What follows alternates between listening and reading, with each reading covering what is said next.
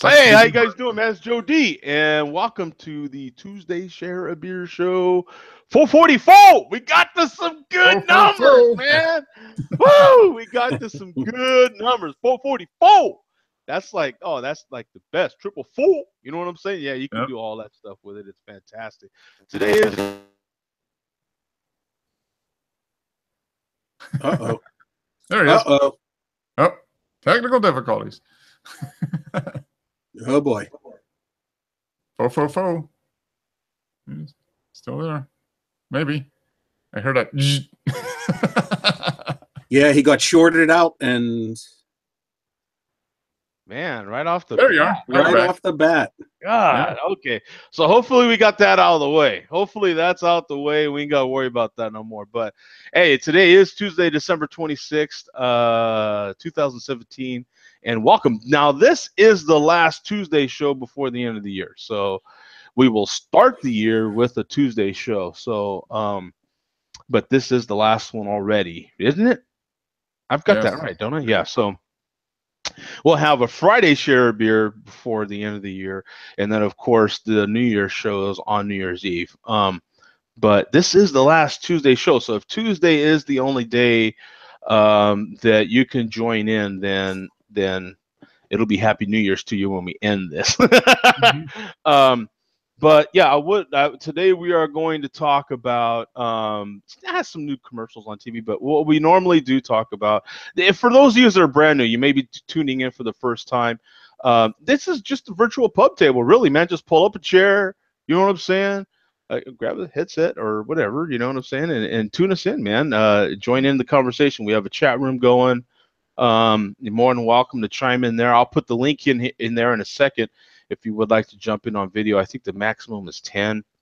We talked about that last time, I think. And but normally it's just pull up a chair, man. Join the conversation. We normally have our regulars that show up, and Mark and Bum are two of the regulars. Absolutely, long time supporters of the show. My name is Joe. My email is joedreviews@gmail.com. More than welcome to email me as well. I was looking into trying to get some sort of number to call in. You think that's a good idea? Could you do it through Google Voice? Yeah, they have a app on here. Yeah. You mean to call in the show live and speak live? Yeah. The technology sounds wonderful, but the end result might be less than yeah. Yeah. But at least it's a phone call, so you can hang up on it. And if I did it, it would be like, okay, literally you ask a question, make a comment, which is I think what you guys are getting at, and you're out, right? Like, so it would be no different than calling in any other show. And if it gets stupid, you're you know. But at that point, this is Mikey. Long-time watcher, first-time caller. Yeah. First time, long time, all that sort of thing, right? Yeah. Yeah, but at that point, even though they can just ask a question and they're gone, it might be too late at that point. Yeah, it could. I could be opening the Pandora's box, you know what I'm saying? But we'll see, man. I have to see how it works on here first anyway, because they have an app in there that I noticed. Also, that would be scary, and you'd only do it once. That app needs to come with a 7-second delay. Yeah. Yeah, 15-second delay or something like that, right? Yeah. But this is our virtual pub table, and you pull up a chair and join the conversation, man. I mean, if all you can have is water. Normally I do have water, but I am off tonight, man. So I do have some beers over here. I'll be introducing here in a second. I know. So we normally do talk about what we're drinking. We normally do cover that really quick, and then we get to a bunch of other topics, man. So we'll jump right in. Here we go, man. So Mark, what do you got, brother? I am having a Ballast Point High West Victory at Sea. Oh, that's the one that Tom had, right? Yeah, Tom had this last week, or was it the week before? And I saw it in the beer store, and it was a 4-pack. I've already had one. I had one on Christmas Eve. But is that the barrel aged? Yes, it's barrel aged in the High West whiskey bourbon barrels. Yeah, and it has vanilla added. It says so. It's a I guess it's a porter. They actually call it a porter instead of a stout. An imperial porter. Yep. Yeah, I got picture time. Better take a picture. Oh man, yeah, Still have not seen that for sale around here yet. Yeah, I saw this. It wasn't there a few weeks ago. I noticed it this week, and it was $13.99 for a 4-pack. Oh, I need to put the link up. Sorry, Andrew. So that is, that's at the high end, but it is 12%. Let me take a picture of this thing here. It is 12%. So I mean, that's almost, it's like a bottle of wine, really, at the end of the day, which is perfectly fine for me. It's basically like 2 bottles of wine almost by the time you are done with it. But I mean, I poured that a couple minutes ago, and the head's still sticking around. It's nice. Oh, so that's already been a little bit. Yeah, it's been a minute or so poured. The head's sticking around and nice. I mean, it's dark, super, super dark. You can see a little bit of ruby red in it. It's not as dark as a stout, but it's pretty close. And the head is real fine bubbles. It's got real tiny bubbles and sticking around. It's kind of, oh, yeah, there is a lot of vanilla on the nose. It really is. It's very vanilla forward.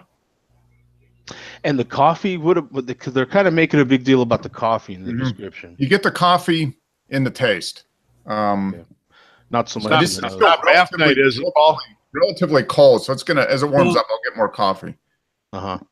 And the because who had this last week? Was it Tom? Yeah. Tom, yeah. Tom, yeah. Yep. Paul must be done with the bath. Bath water is in. He's able to join us. No, bath's not over yet, so. It is bath night. It's bath night. It's always going to be bath night forever. That's hilarious. And vanilla, no? Yeah, vanilla definitely on the aroma and on the taste, but almost more so on the aroma. It's on the taste, but as it warms up, I've already had one, and the one I had before, once it warmed up a little bit, the coffee and chocolate kind of came forward. But right off the top, it's a lot of vanilla. Now I've got my I just snapped right this second that both these beers are Southern Tier Brewing beers, but so I've got the barrel aged pumpkin over here, and I'll wait a little bit because this one, you saw me. I just got them out of the fridge a minute ago, so I'll wait a little bit on this one. Oh, hey, how you doing? What's up? Hey, kids are saying hi. Hey, how you doing? Hey, kids. How you? Hey, guys. First one there. Hi. Hey, how you doing? Okay. What are you guys up to? You guys fresh out of the bath or not yet? You're in line? Yeah, they're in line. They're in line. For now, they're in line. Yeah, for now, right? Yeah. Okay. Right now, though, I've got the Southern Tier, and I don't get a chance to drink on the Tuesday show, guys. Everybody here that tunes in regularly knows that. So that's a rare treat. Once or twice a year, I literally on the Tuesday show get to drink. So this is the cinnamon roll. This is seasonal from Southern Tier. It's an ale with natural cinnamon and caramel flavors. Let me dial it up here, and then I'll crack her open and see if we get some Neary smoke out of this bad boy. Cinnamon roll. It is Southern Tier Imperial. Yep, Southern Tier Imperial Ale. So we get the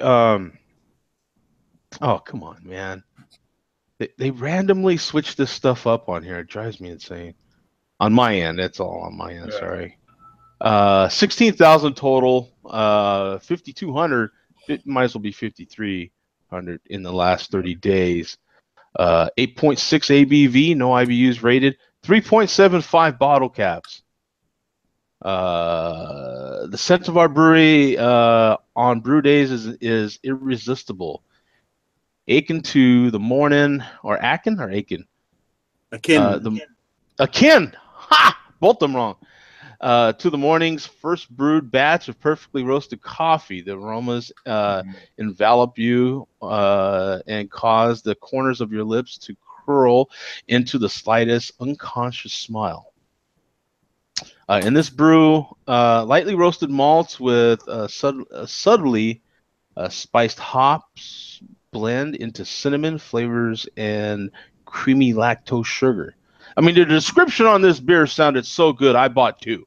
You know what I'm saying? It was like, I'm buying two of them. You know what I'm saying? It was like, okay, all of that is going to go into here. Because I am not leaving until I have that in my life, right? It was like in my cart. Now, this time when I went to Total Wine, I went to a different Total Wine. I've been to that Total Wine before, but I went to a different one. And I remembered why I liked it the last time I went there, because they just have, they all seem to have their own little different selection as well. It's a trip. Or even if they don't, different total wines in different areas seem to sell out something faster, because that crowd at that neighborhood, buys something a little quicker or a little less fast. So some of the beers that I can't get at the regular Total Wine I go to, they had readily available at this one, and this one was no exception, because I bet they would have hardly had it. Especially I got the barrel aged. Whatchamacallit finally. Oh my God, the Oscar Blues. 1050, yeah. In the stovepipe can. Yeah, finally got a couple. They literally just had it on the end cap, just sitting there, like it was just sitting there. You know what I'm saying? It was fantastic. Here we go. We got the typical Southern Tier cap. Nothing too crazy, nothing super special. Here we go, man. See if we get nary smoke. I've got a Guinness glass over here, so we'll see if we get nary smoke. We still got a little bit in there. Are we gonna pour smoke? Oh, look at that! Eat it. We're pouring smoke. Eat it. It wasn't a nary pour by a long. We need to have a. It was still, a little bit of an eerie pour there. Yeah, we got a little bit, but it is a multi-year apprenticeship. I got so much to do now. I've got like a whole.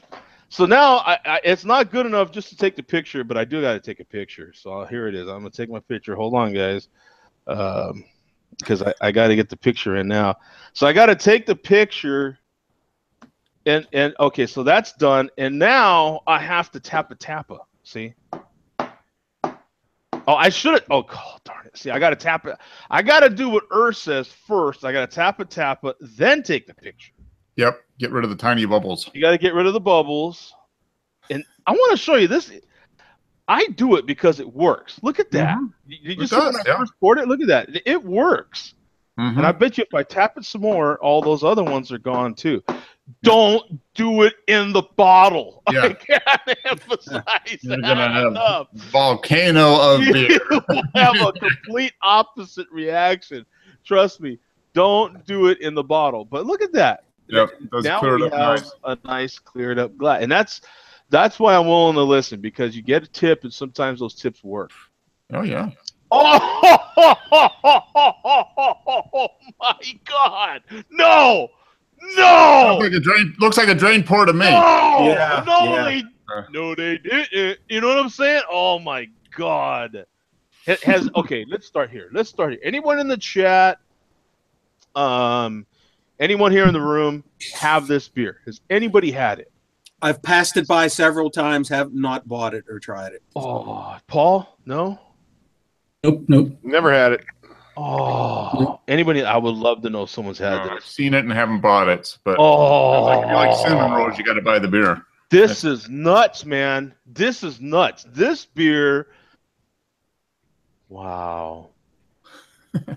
It literally, you know how sometimes you say, okay, and in the peanut butter beer's case, you do get a lot of that same character. This freaking smells like a cinnamon roll. And it don't, okay, you know the difference between some fool, popping the top on some Pillsbury in the ghetto kitchen and warming them up.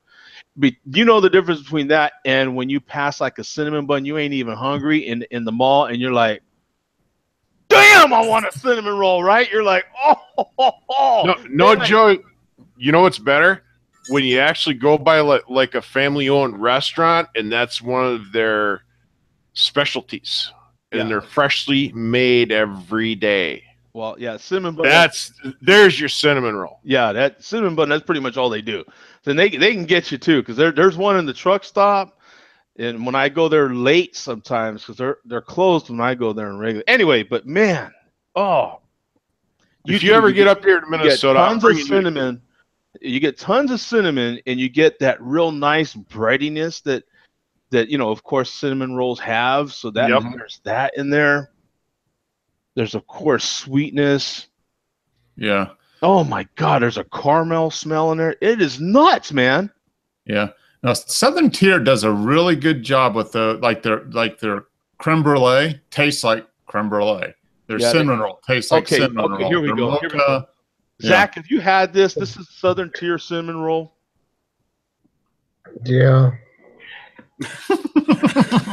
Doesn't sound as enthusiastic as you do, Joe. He looks like he's about to fall asleep in his chair. Yeah. Yeah. So what did you think, man? Southern Tier is a very interesting company. Oh no, here we go. It's a very interesting company. Everything that they make is made for a certain demographic of person. And those are people that want to buy a label over a beer. None of their beer really tastes like beer.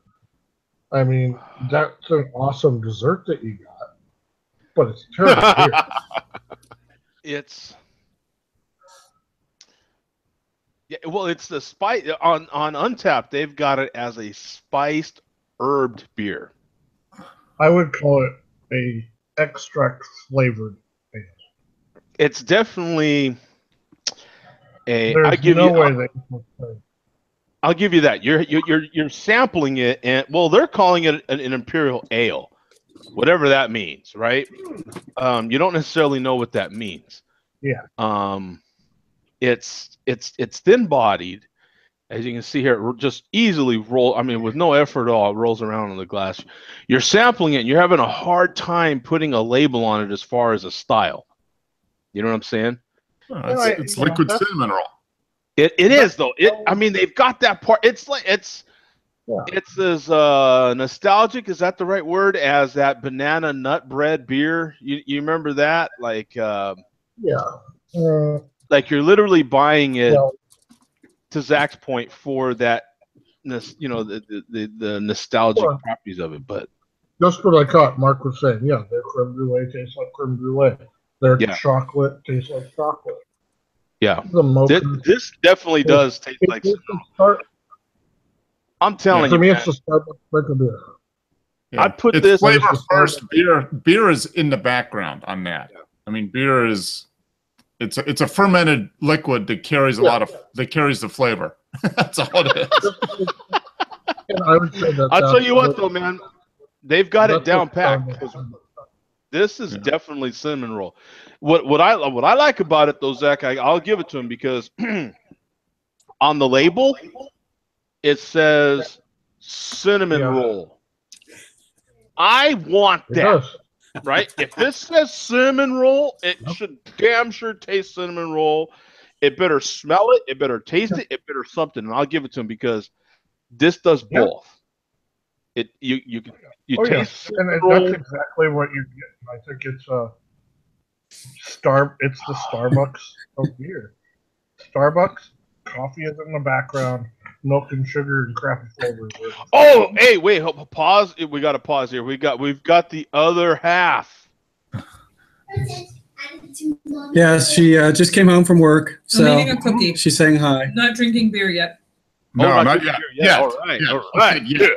Yeah. I like that. Hey, Derek's here. Okay, so okay. Sorry, Joe. At some point, you're going to need a bigger camera, Paul. Yeah, you need a wide angle. Yeah, wide angle. Get the wide angle, man. Yeah. Is it bath time? That's funny. Hey, well, Yeah. I appreciate everyone jumping in. There's that just means there's interest. You know what I'm saying? And that Right. I do appreciate that very What a much. phenomenon that is share beer.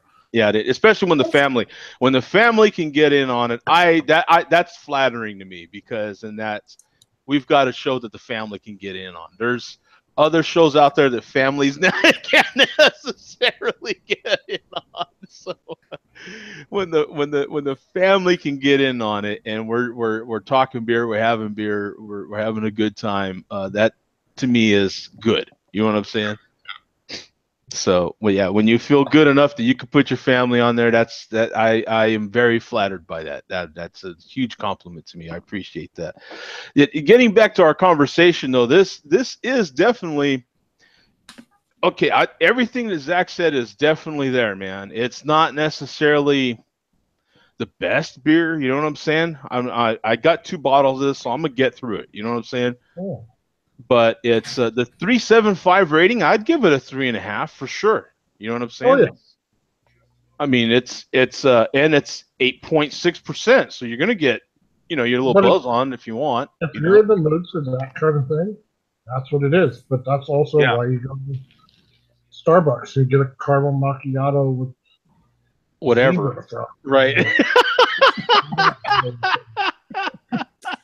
I love Zach's take on it, man. It's awesome. Yeah, but he's absolutely right. To be fair, it is exactly that. But I am getting like you saw, I am getting on the nose. It is definite cinnamon. It is a definite like that breadiness that sweetness that you get in the bread part of the cinnamon. They've got it down, man. And it's not a bad beer. It's not. I would on here they've got a 3.75. I'd definitely give it a 3.5. Is it really That's sweet? what beer Or is it not? That's what it is. It's not overly sweet. It's sweet, but it's not overly sweet because it does have a spice in there. Okay. There is a spiciness to it. Not a heat type spice, but like a Cinnamon, probably. Yeah, like a cinnamon sort of spiciness. Cinnamon roll. So. Right. Yeah. Like like I don't know, like a nutmeg maybe, or a combination of cinnamon and nutmeg, maybe. Yeah. Yeah. Sounds about right. But it's not bad. It's just as far as like Zach's saying, as far as the actual base beer itself, it ain't nothing to write home about. Let's say, That's what a 3.5, 3-star beer is. Is what it is. Beers. Yeah. Mm-hmm. Yeah. That's fair enough. And hey, Bum, what do you have, my friend? Well, speaking of nutmeg, you were drinking. Whoa! Look at that! Big bottle. You were The double drinking this. Magnum. You were drinking this Friday, Wow. Mark, on the Friday show. This is the Magnum of Anchor Christmas beer. This is the 43rd annual Anchor Christmas beer. Dare I ask what that cost? I think $19. That's not bad. Really. Wow. $19? Is that what? That's what, a 12-pack in a bottle or what? No, it's 64 ounces. Oh, okay. So it's my water. It's basically my water mug, only glass. It's like a 6-pack worth. It's almost a 6-pack worth. Yeah. So you're paying for the novelty of the big bottle, which I'm sucker enough to do every year when I find it. They are impressive. When you see them, they are impressive. Yeah, I didn't find one of these last year. Now you're going to drink it straight out of the bottle, label out? You got a ding, ding, ding, ding. But this is my this was going to be my pre-show beer, my show beer, and my post-show beer, but I forgot that the show was going a little bit long tonight, so I may finish this Magnum during the duration of the show. But we've already covered this beer many times. I am drinking it in proper glassware. I have my etched Anchor Steam glass here. Nice, nice. Actually, Anchor does make an annual Christmas glass with an image of the label every year, but I'm sure as hell not going to start collecting those. Yeah, those are probably pretty expensive. Yeah. But you know what you're getting with the Anchor Christmas beer. It's I do enjoy this. I'm enjoying it a little less and less every year. 30 years ago, when there was no other beer that tasted like this was the greatest thing in the world to me. And it's still enjoyable, but not as enjoyable as it used to be, because there's so many other spiced beers, like, you know, what Joe has. And haven't we talked about that too? I think that might have even been a conversation sparked by Zach again. Like, you know, some of these beers that we thought, well, you know, like he said, almost 10 years ago, I mean, there was only so much beer, craft beer, and so when you had it, it was like, oh man, these are pretty damn good, and this and that, fantastic.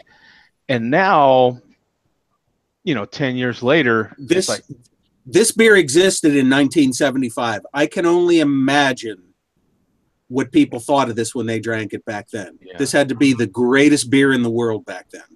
Yeah, I mean, because it's lighter in body, but it's got a lot of flavor, but not too much flavor. It's a really good spiced winter spice beer.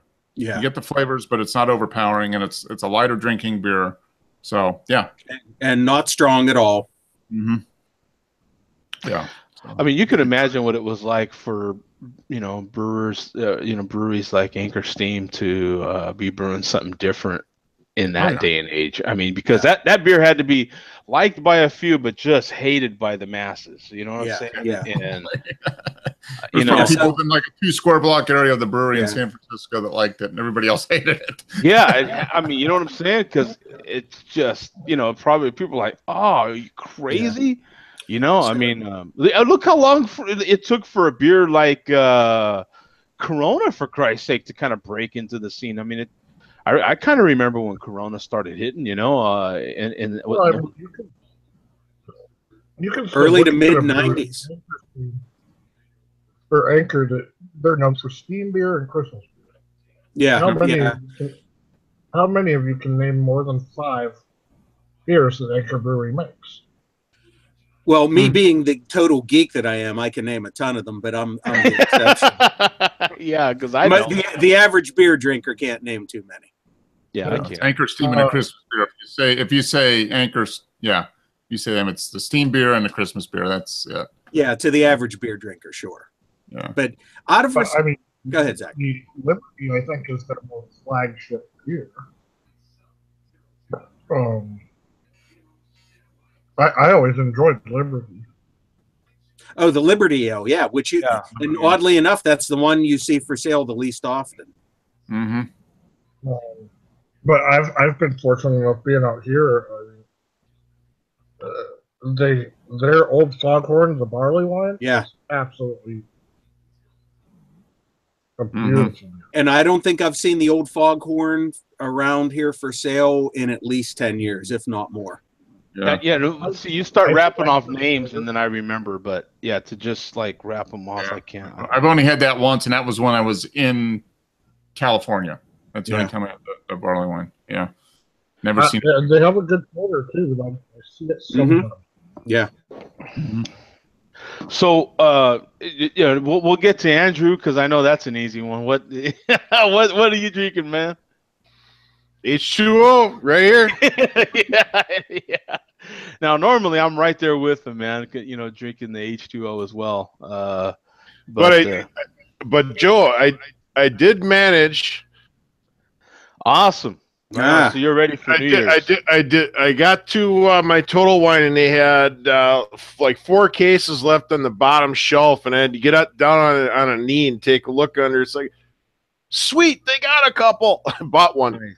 Nice. Well, and while I was there, I also happened to buy a 4-pack of Furious IPA.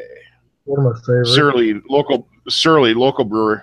Mm-hmm. Yeah, they're out of Minneapolis. They're one of my favorites. Yep. Yeah. Awesome, man. Really coffee benders in the city.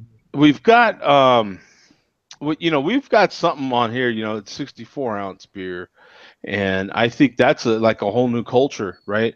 I don't think the Malt Liquor boys can hang with the 64-ounce beer. What do you think there, Bum?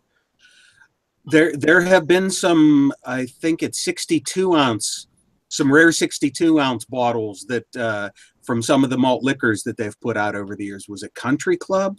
Some of them, yeah. So those are in the collection of Brews 40.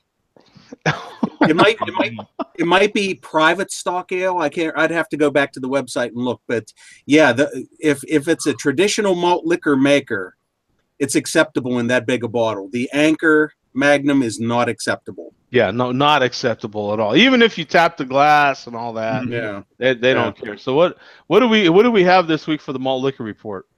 Okay, well, as you can see, Billy D is still celebrating Christmas. And he's still in the Christmas spirit. I like it. I like You it. got a bobblehead Santa hat. Yeah, Yeah. I like it, man. Billy D. Custom made or Yeah, that was custom made myself.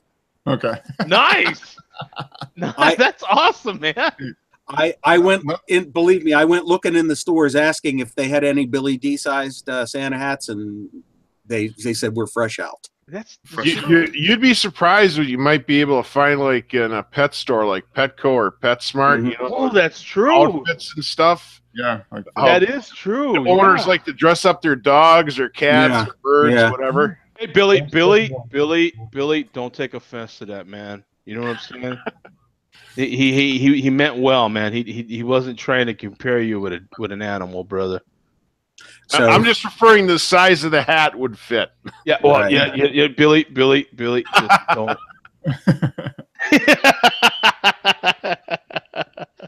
So what do you got for us, Bob? Well, as I gave you guys a little preview in the pre-show.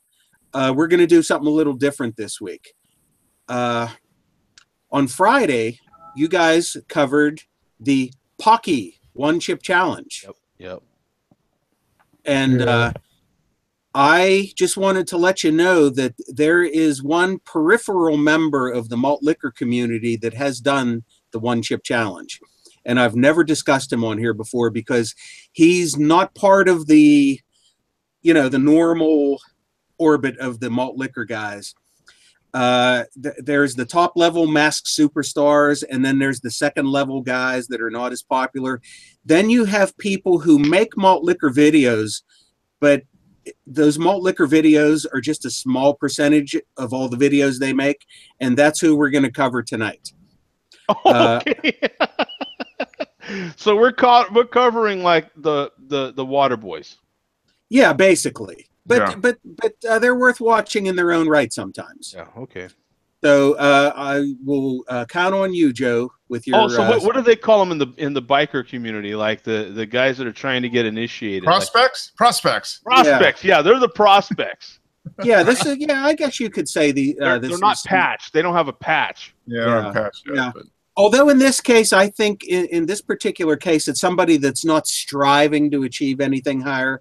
It's somebody who's happy where they're at okay. in their own little personal world. So, Joe, I would like you to look up somebody named McStud. McStud. One word. Awesome. Yeah.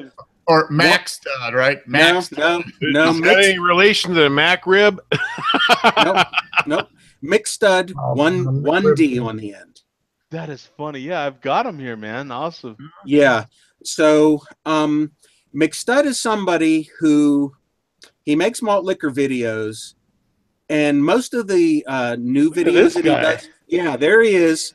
Up top is his buddy McAmish. That's with him. And in the video down below, he's with his wife, Mrs. McStud, and that's their intro video. Yeah, Mrs. McStud is a stud. Look at that. Yeah, hey. She's got her dope hat on. Yeah. He did all right there. I don't know what her problem was getting some of that. So as you can see, McStud's wearing his mullet there and his sunglasses. So we've got Mr. and Mrs. McStud and McAmish. McAmish. I think McAmish and Tell me this isn't. I think McStud's older videos before he moved, most of his videos featured McAmish and his other friend McPimp. That's great. But I think when he moved, he lost his friend. So Mrs. McStud appears in most of his more recent videos now. So anyway, as is the case with a lot of these people, I will give this disclaimer. Do not watch McStud's videos if you are offended by any material that is of a sexual nature, a religious nature, or relating to like bodily functions, or in some cases combinations of all of those. Oh my God. Yeah. Yeah, I just saw one of the video titles, so yeah. Yeah. So you guys in the pre-show remember the little Malt Liquor intro song that I recited to you. That's how he opens up a lot of his Malt Liquor videos. But anyway, if you type within his videos, Joe, you will see McStud did the Pocky 1-chip challenge. Oh, he did. Yeah. Is it a recent one or was it a while I back? think it goes back maybe to the summer. If you punch up all his videos on the grid. Yeah, there he is without his wig on, about the 4th row down. Right there. Here. Yeah. There he is. Oh, he's hurting. Look at that. Yeah. He was in such distress he took off his wig during the video. Look at this. He's hurting. Let's get to it. Let's get to it here. So what's the Pucky 1-chip challenge? Oh, we talked about it at length on the. So here it is. He opened up the condom already. He's got it loaded up. Look at that. And he has milk, and he has I think, is it a natural ice beer there? Gonna shotgun. Milk in a natty ice is not a good idea. No, that would put you in distress even without the chip. He's got antacids. Look at that. Yeah, he's got his Tums. He's all prepared. That's kind of a pussy move. He's praying. Mm-hmm. So just to fill you in, Andrew, while he's doing this, Pocky is the manufacturer of various types of chips. They make haunted ghost pepper corn chips, which I have had on one of Joe's weekend hangouts. Okay. Really good. Yeah, they are really. I heard you mention them Friday, Zach. I am capable of eating a whole bag of those. I've eaten a whole bag several times. He's about to go in. Here he goes, man. Here he goes. Here he goes. I don't think I would take the 1-chip challenge myself because everybody who does this ends up in distress. Yeah. He's saying he's a kitty cat right now. Yeah, and he does hesitate a few times before he actually does it. Yeah, once you do it, it's done. I mean, you're committed. Yeah. There he is. He's in. He's in. He's in. Start the clock. The painometer. That's what they need, a painometer. 4:30. 4:30. He's very good at disguising his distress for a while. So here we go. Let's just get to it. Let's get past all this fake. Yeah, look at that. There he is. Already took off the sunglasses. Yeah, glasses are off. And he screwed up. He didn't have gloves on. Look at that. Oh yeah, eyes are watering. I think he shotgunned his natty ice already. Oh yeah, man. Yeah. He's gonna puke. Yeah. No, he doesn't puke. Oh, okay. Oh, he's ready. Yeah, he went for running water. Didn't we see someone else doing that too? Yep, we did that too. That's the last thing you want to do is go after. You'd rather actually just like eat butter or something.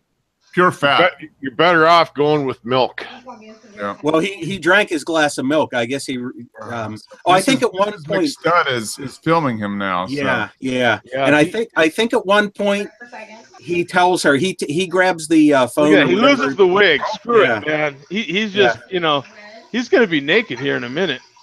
I mean, he's losing everything. Glasses, wig. Yeah. You got some of that toothpaste there. Try some of that. See if that works. See how that works out for you. Oh, yeah, that'd be good. Yeah, that just let's see farther into this thing here. So we're 8:52 in. This is like a little over 4 minutes in. Look how bad he's in. That's the last of the milk. He's hurting bad. Yeah, not doing good. He is not doing good. So let's go to 10 minutes. Look at that. He's tapping on stuff. He can't even talk. Look at this. So let's go. We're 11 minutes in. Yeah, you know what? Screw that chip. I ain't doing it. He's distressed. You can see it in his eyes. Yeah. It ain't worth it. It ain't worth it. He's screaming uncle even though he can't say anything. Yeah, look at that. Yeah, look at that. Spitting it out. Yeah. Also full. Yeah, he's full. He's saying he's full because he's drinking so much milk. Like, you're at that point when you can't drink any more milk, but it's still burning. It looks like he's calming down now, actually. A little bit. Yeah. That's what it's like for. And I think at one point, Mrs. McStud says to him, "I told you were an idiot for doing this." Listen to the boss. They're always right.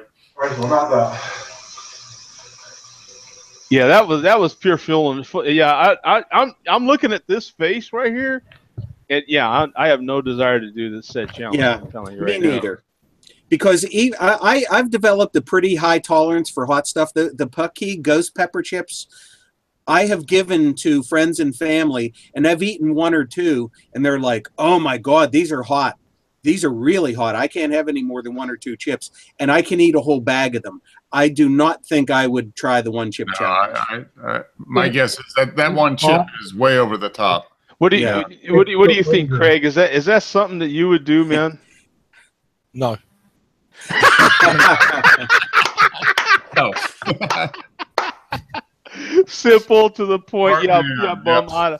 I don't know. Is Billy? Have you and Billy talked about it at all? Is that something Billy would do? No, I don't think Billy would do the one chip challenge. Okay. Yeah. He doesn't need to do anything to prove his manhood. I mean, Billy is who Billy is. Yeah, that's true. Right. Yeah. He has the Colt 45. It works every time. Every time. Works every time. So that's McStud, and I invite you to watch more of McStud's videos. I will say the early stuff that he did with McAmish, they do a lot of scripted stuff, and they're trying to be funny, and it doesn't always work. But him and his wife, they're worth watching. Unlike Mr. and Mrs. Gary Owens, who we discussed a few weeks ago, who took themselves way too seriously. Mr. and Mrs. McStud don't take themselves seriously at all. And they have a lot of fun making their videos, and they obviously love each other, and they're obviously enjoying making these videos. And to me, that counts for a lot. Yeah. So I would recommend watching the McStuds, but not if you're offended by easily offended.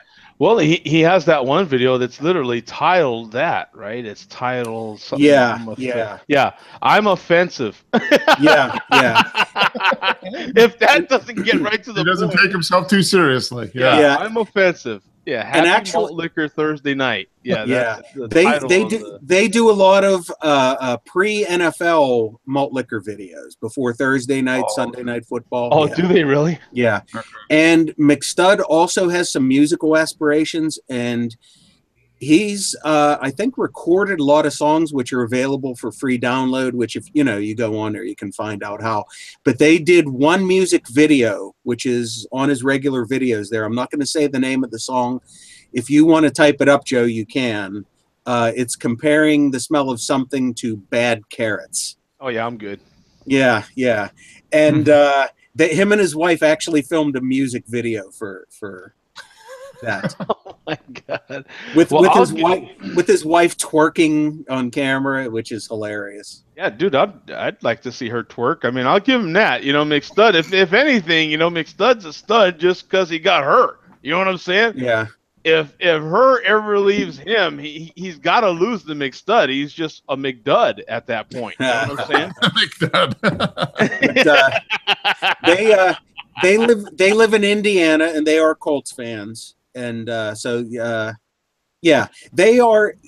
I became aware of them through the MLDC. I think it might have been Fear or somebody that did give him a shout out sometime. So the main malt liquor guys are aware of them. So they're flying in the outside orbit of the malt liquor world. Yeah, they're the what did we call them, Mark? The prospects. The prospects. Yeah, that's it. Yeah. We're actually giving this community ideas here. They could have vests, they could have prospects, they could have real patch ceremonies. And then if you leave the MLDC, you got to get rid of the ink, man. You got to get rid of the ink. You don't black it out. What is it? Is it cut out or burn out, right? Yeah, it's like burned out or something like that. Yeah. if you leave the MLDC and they catch you doing like a craft beer video or something, then then it's all. They could have official MLDC ink. You know what I'm saying? They could have patches. I mean, this thing could really blow up, man. Oh yeah. You know, you could have like charters in different cities. Yeah, So Craig, you could do the MLDC in Kent. I mean, I think that would be, you know. Yeah, they could have overseas chapters. I mean, you know, I mean, look at Share Beer. We've got, you know, different chapters. We're across the pond. Yeah. This is across the pond. We've got different chapters around the world. Yeah. And Craig, just to let you know that there is a battle for title of the UK MLDC chairman. There are several people: Huffy 72, Machiavelli 420, and a couple others. I think Craig applied actually. Yeah, I got rejected. And Gutted.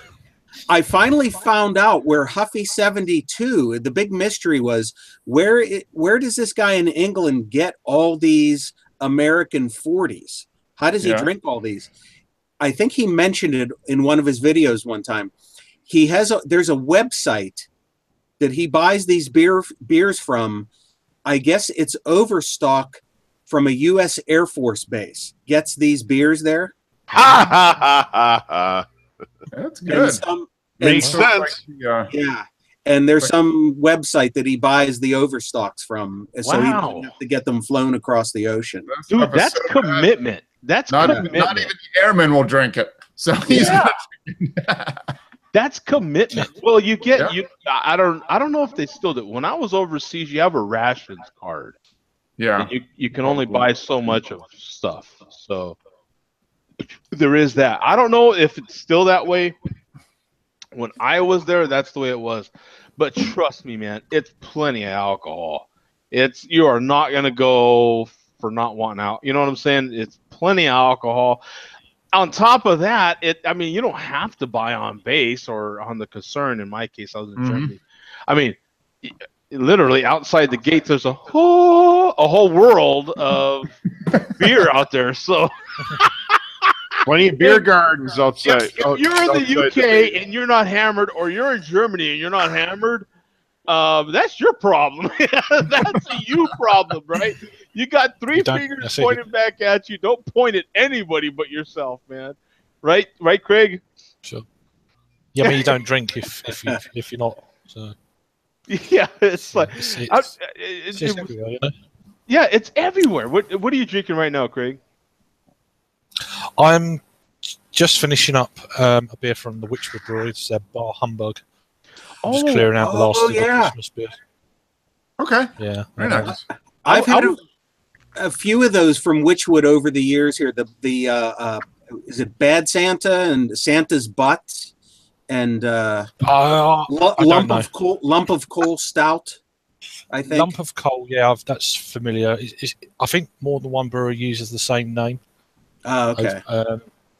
I think there's quite a few breweries that use these kind of things, like Santa's Crack, and lump of coal, and this kind of thing. Just to go into that beer that he's having, 15,000 ratings on here, basically 700 in the last 30 days. 5% ABV, 4 IBUs rated, 3.33 rating. And it's not to say that it's a horrible beer. 3.3 ain't that horrible. It's just a matter of, those are pretty much session beers, man. They're not they're not going to wow you or anything. They're just no. Witchwood is a pretty solid session brewery, would you say? They're okay. They're not some you got like the Hobgoblin is probably what they're famed for. That's what they're famed. That's I've had that a few times. Mm-hmm. There's a few other beers. It's actually part owned by Marston's, which is quite a big conglomerate in the UK. They've got about, I don't know, a dozen breweries under their umbrella, and they're one of them. Well, let's get into that a little bit, because the same thing's been happening over there for years, right? You've got a lot of big breweries buying up some of the smaller boys, and that's been happening for a long time, hasn't it? Yeah, I mean, doesn't see. Although I should know, but I don't. I don't think Marston's are under like AB InBev or anything. They're just grown to a size, and they just purchase smaller breweries. They've got quite a lot of pub chains and things like that as well. And yeah, so they share all these breweries' beers because they own them, so it's easier for them to get. Yeah, because well, over there's so many pub chains, right? There's so many pubs that brew their own beer anyway, so it's pretty easy to start buying up little breweries when there's so many of them. Another brewery that does that is Green King, and this is the next one I'm going to be drinking. It's their Festive Pudding Ale. Oh, Festive Pudding. I think you can get this in Canada, or you certainly used to. I've never seen that one before, but yeah. But Green King again. They buy up smaller breweries, and because they've got a massive pub chain in the UK as well.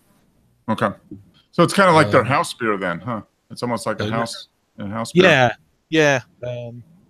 So again, it's they're not the best beers in the UK, but they're okay. They're not. They're session beers mainly. Here's that beer from Green King, which Craig was talking about. 2,800, basically 29, really. 900 ratings in the last 30 days, 6%, and a 3.3, also a 3.33 rating. So there you go on the Festive glass. So sometimes these are the little differences between UK English and American English. What do they mean by pudding, my friend? Pudding? It's like a traditional kind of basic pudding that's got like I think you pour obviously you warm it up, and it's like a lot of dark fruits, currants and stuff like that in it. Okay. And it's like brown sugar. It's very sweet. And you warm it up, you put brandy on it, and then you light it, kind of thing. Oh, you light it? And then you put cream. Yeah, and it all goes like that would be awesome. So here's the description. A bit like when you do a sambuca kind of thing. It's that kind of lighting. Okay. So we blend our rare oak-aged brew with pale and crystal malt and Challenger, first gold and target hops to create our rich, warming, and satisfying ale with the masses of toffee, caramel, and fruit pudding character. Enjoy with meat and game dishes, and rich festive desserts. So, is that something you've had, Zach? Have you had this particular brew? I haven't had festive pudding. But you've had festive pudding? No, he said no. Oh, okay. I'm sorry. I didn't know if he actually had the actual pudding, though. Oh. Maybe. I've had pudding with festive. Yeah, right. And they did say that. That's why I threw it to Zach, because Zach is in a game part of the country where I'm not that all of us aren't. It's just that Colorado jams.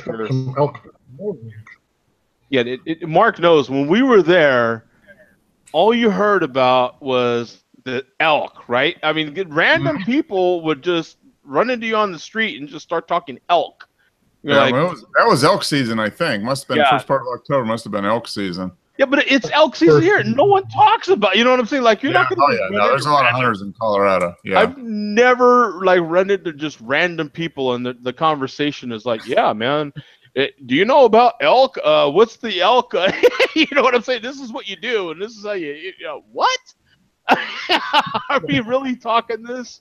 I was actually going to bring it up. I just finished a beautiful plate of elk pepperoni. Elk pepperoni. Ooh. Sounds good. Now, I've got some. I have some yak salami, I think, in the fridge. Yak? I have some wild boar. Oh, wild boar. Okay. Is that what wild boar is called? Is it called yak? No, that's a different animal.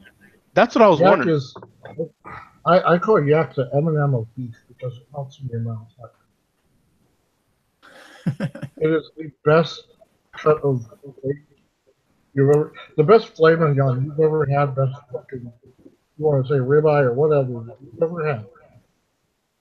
Throw that damn thing in the trash and get yourself the worst piece of yak, and it'll be the best piece of meat you've ever had. Yeah, because to me, yak is yak. You know what I'm saying? So tender and it's exactly like beef, but it's so much tender.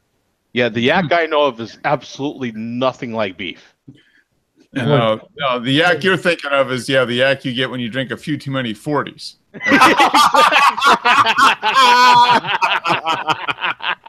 Good one, Mark. Good one. Yeah, that's that. Yeah. So I don't associate yak with anything good at all. Anything at all whatsoever. Yeah, I'm like yak. Aren't yak like hairy cows? Aren't they like really like long-haired cows, basically? Yeah, so, right. Yeah, yak is like a Russian version of the American buffalo. Yeah, I was gonna say Only it's yeah. Only it's a lot longer hair and it's a lot meaner. Yeah, you can keep that. The minute you say yak, I'm done, son. And done. Vladimir Putin hunted them with no shirt on. Yeah, if someone says you want a big plate of yak, I'm like, I'm completely good, my friend. Never in a million years. I am good. Yeah, you think of a yak, think of a long-haired buffalo. No, I really don't. I promise you, I never will. It just won't happen. I think of yak, and I think of someone bent over the throne and someone rubbing their back. It'll be okay, man. It'll be okay. You know what I'm saying? Like, Talk to Uncle John. Yeah. You're kneeling over. He'll get you going. Yeah, you're kneeling over the porcelain throne, and it's not a good deal. You know what I'm saying? It's just not.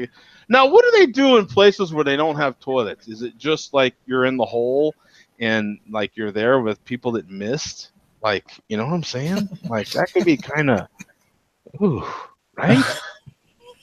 Like, over. Speaking of head out, go back on trail. What's that, dude? I hate to you know what I'm saying? My visuals just like went whoa. You know what I'm saying? And it's like, okay, wait a minute. Like, there's a whole. How nasty can that get, right? Because you've got that thing happening in a bar scene, and people are missing stuff, and stuff is flying everywhere, and then you're the guy that's got to go in there and yak. Yeah. Right? Yeah, you ain't got too many buddies, rubbing your back on that deal, right? That's pretty much like, son, you're on your own. Did you see that place? Good luck, man. You just don't drink too much in those places, is what I assume, right? That's right. Yeah, because like having to bend over that hole, son. Like if you didn't have to yak, you're going to yak. Thank you.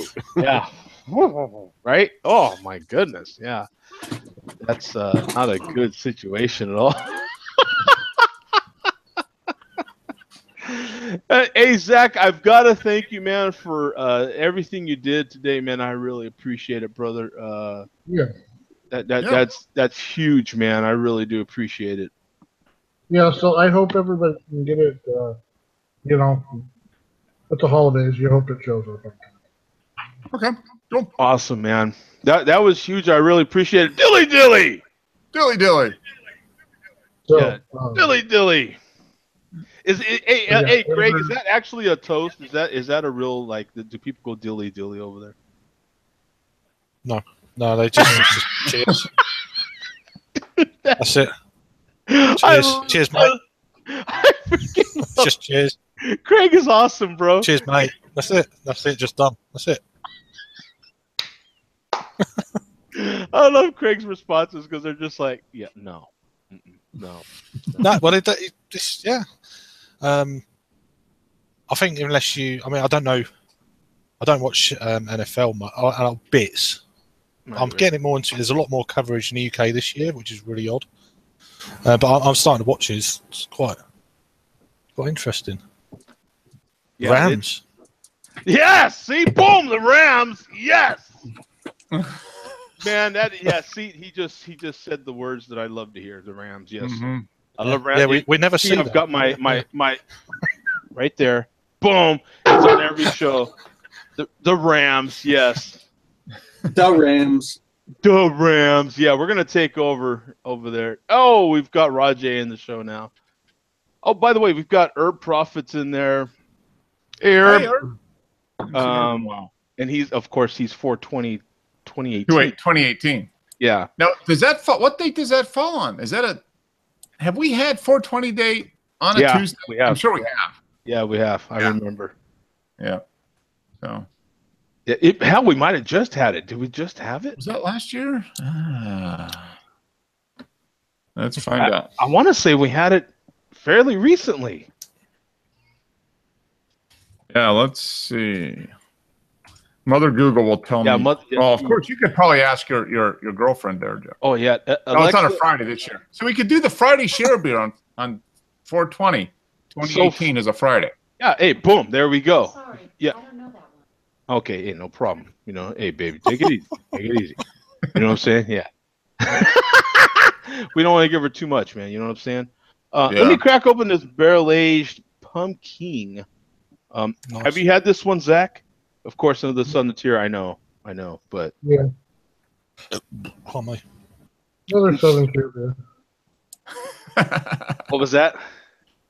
It's another Southern Tier beer. Yeah, another Southern Tier. So here we go. We're gonna crack this one open. I'm going to dial it up here first, though, before I crack it open. Let me see the rum. Am I gonna get any rum out of this at all? What can I? I think it's the spiciness of it.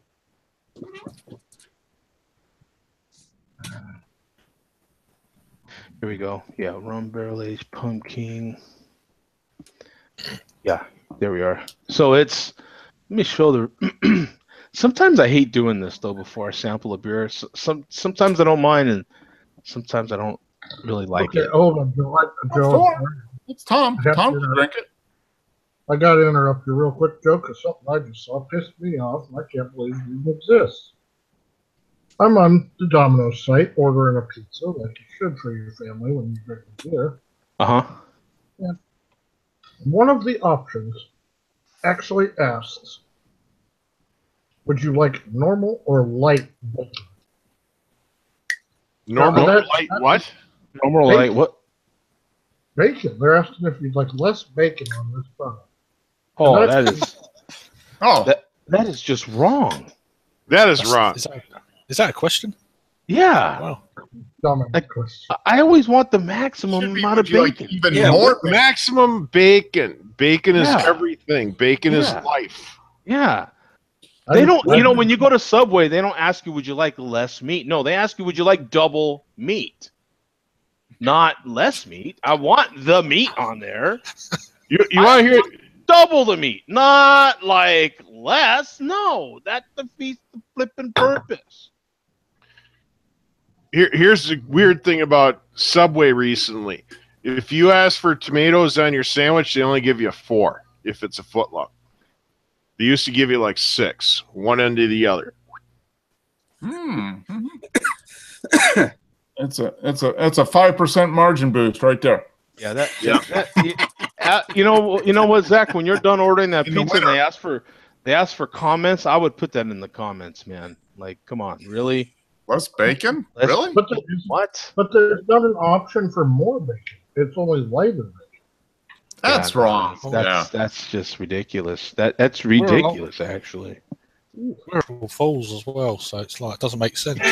Exactly. Yeah. Exactly. Now, just so you know, 4/20 next April is also Lima Bean Respect Day. So we got to make sure we acknowledge that. And National Pineapple Upside Down Cake Day, too. The last time I pissed off the Lima Bean Guild, it was not pretty. No.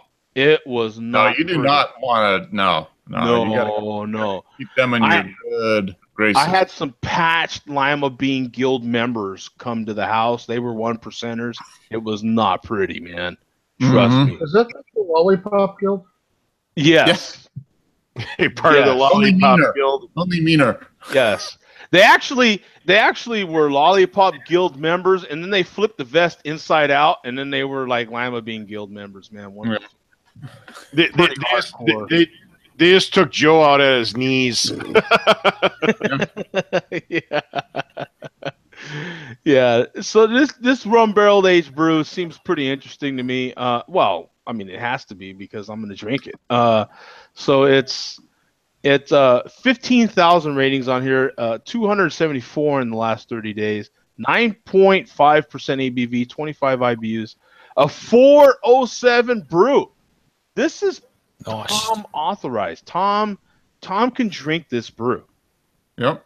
This is okay. Imagine our no, I'm not going to go in it. It's pumpkin doubled. Okay, what do you want? With some rum in it. What do you want? You know what I'm saying? There it is. Right, did I basically nail that, Zach? You know, I think you added a couple extra words. Yeah, okay.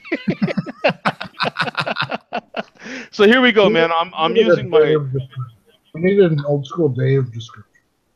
Oh yeah, Dave. Oh yeah, no one can beat Dave. Honestly, Bum gives it a good run for his money, but I come damn close. yeah, Dave. There's no Dave.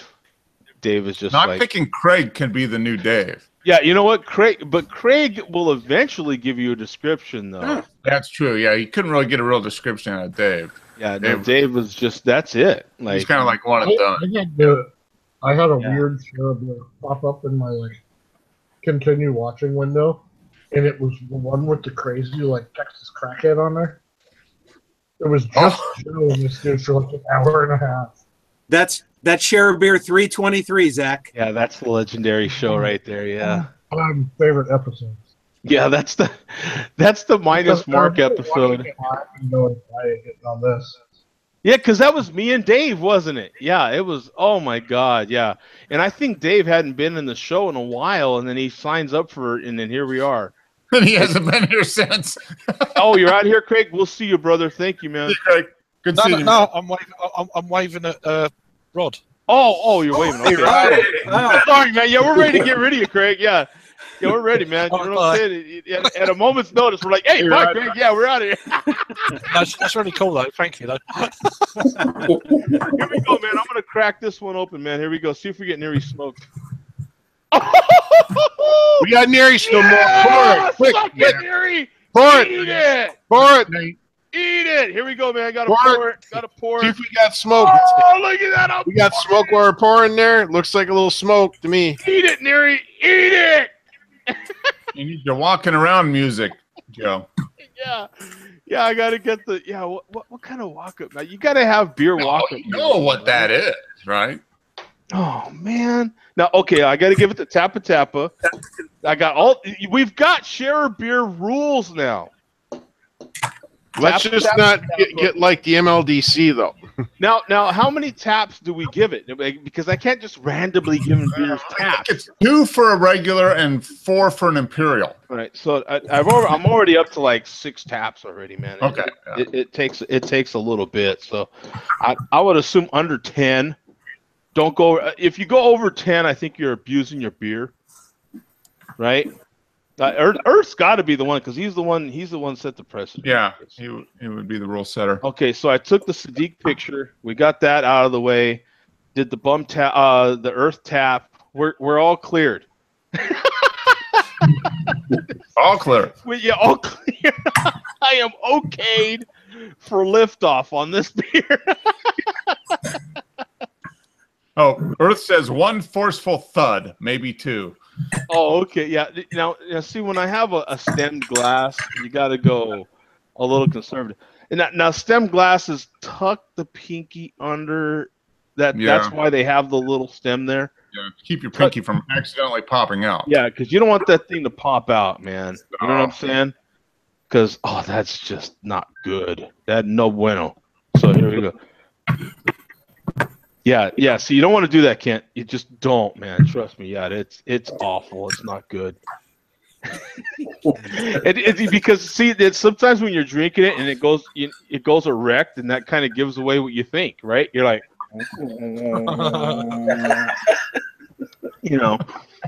that's just not good, So yeah, I wouldn't do that. Yeah.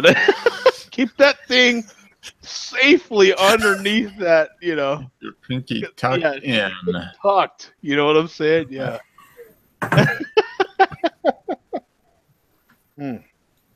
This ain't bad. I don't know, man. I'm not a big fan. I'm not liking that. It's not bad, but Is it better than regular pumpkin or worse? I can't say I'm a huge fan of pumpkin anymore either. Yeah. What was this born on? So this is 2017. I don't know. It's got codage on there. Anybody read that codage? I can't quite read that. It's I don't Was that know. 04?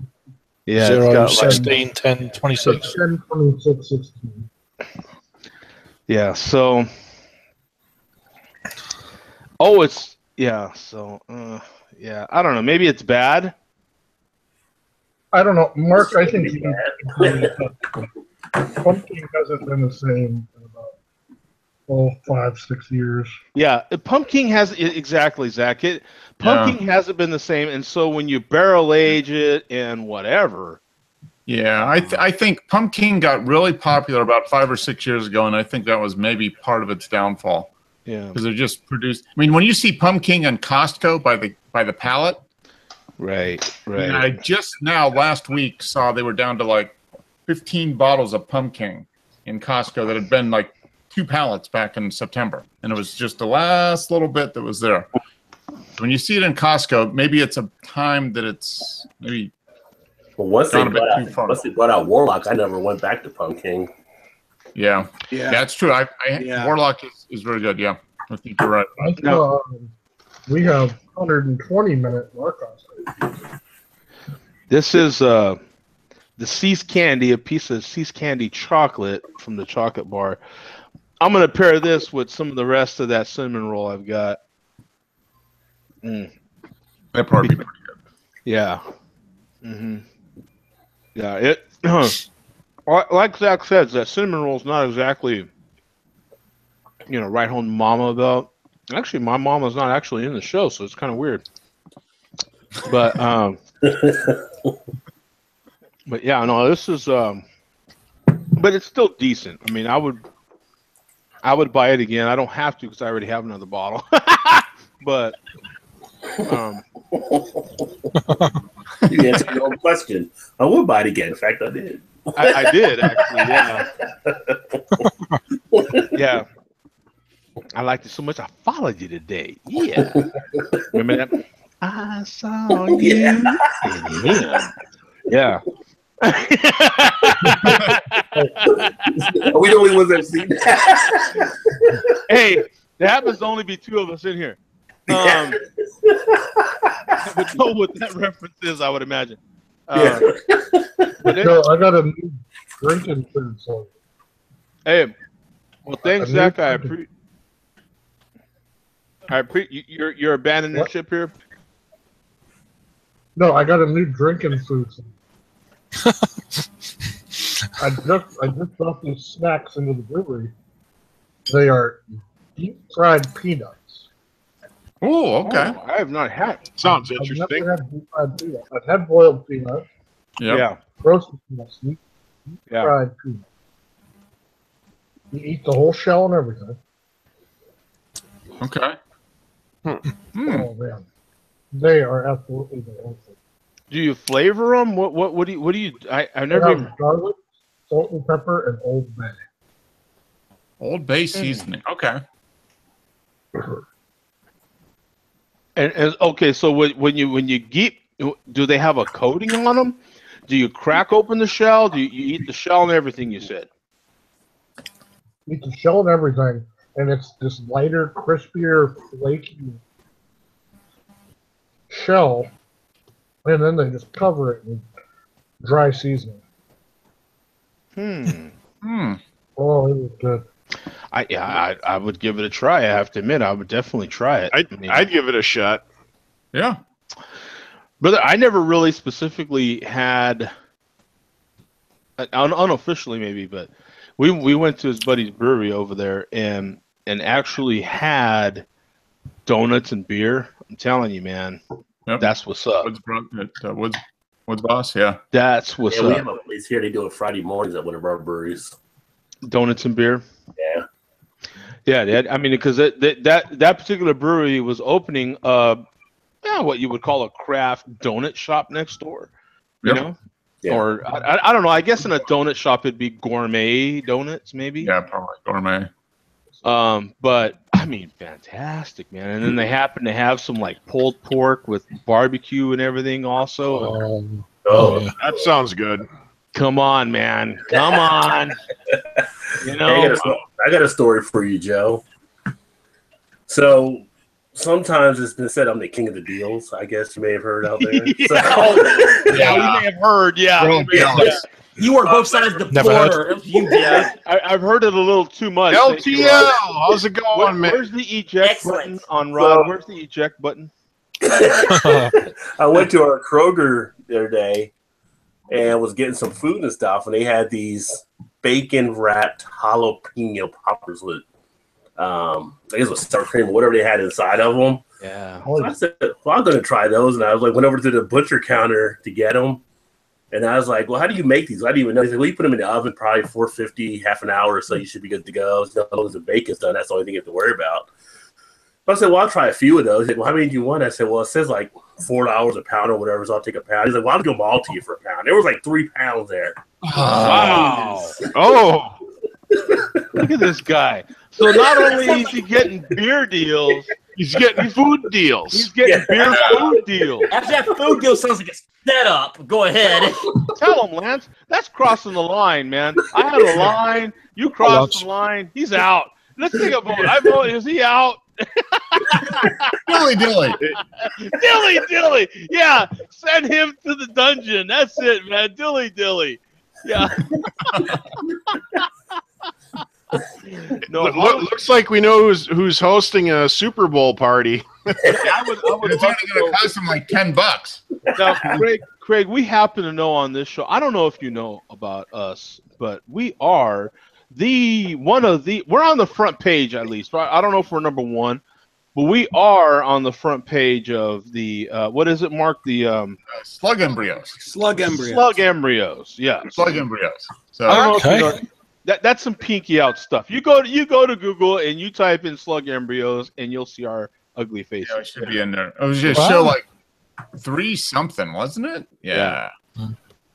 So anyway, but we had got to all of that because I guess in what is it, Portugal, Mark? Where is it? Rui's in Portugal. Yeah. So they eat bar food. A typical food is snails. Over here it's chicken wings or pizza or pretzels or peanuts or something or sliders. Oh, sliders, please. Yes, delicious. But apparently in Portugal it is snails. Big, huge things, snails. So We're gonna get butter sauce, I can't knock it till I try it, and hot sauce makes everything better. If I was in Rome, I would try it. Okay, so what is the typical bar food over there where you're at in your part of the world? Peanuts. Yeah, peanuts, crisps. Okay. Yeah, just like pork scratchings and that kind of thing, and just okay. Yeah. So by crisp, you mean like for us? I think that would be French fries, potato chips, potato chips, yeah. And then your pork rinds would be the that would be pork rinds. Yeah, right.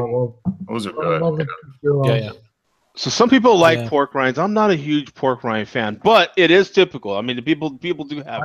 I'm just not. I got a bag of soda. But that would be typical. If I were to go to a pub Thursday, because it takes a little bit of time to fly over there. So if I'm in a pub Thursday, let's say, random place in the UK, I'm going to run into what? Yeah, potato chips. You might get like a pickled egg in a jar. Oh, pickled egg. Okay.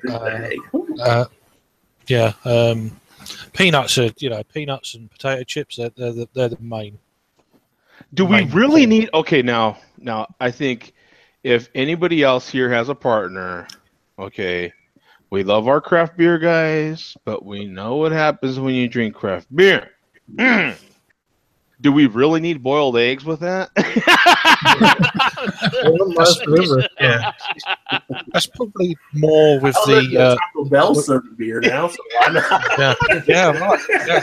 One of my Taco Bell favorite brewery. beers. Yeah, that's right. Yeah. One of my favorite beer snacks. It's more. It's Mark and Buck right now. What was that, Kent? Oh, Craig, I'm no, sorry. it's more. It's yes. Either or.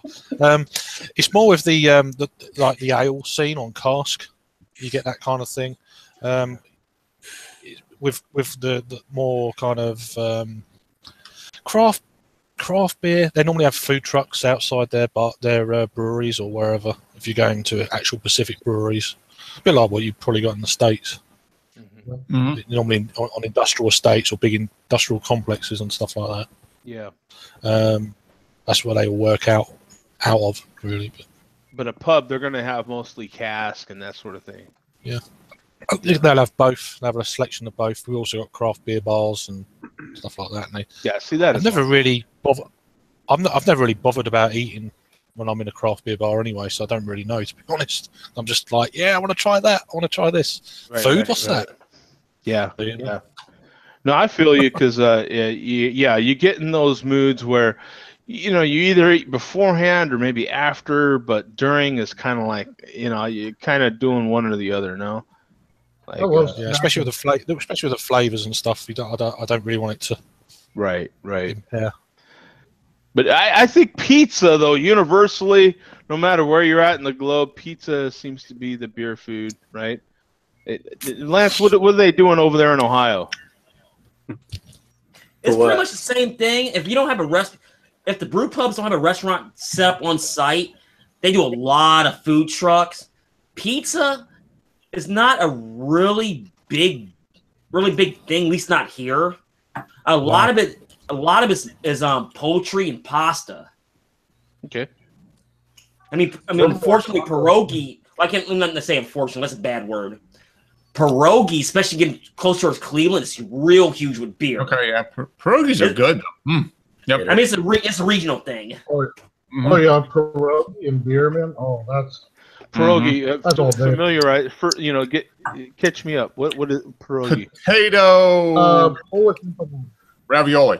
Pretty much. Raviolis, yeah. It's a Polish ravioli, is what it is. Yeah.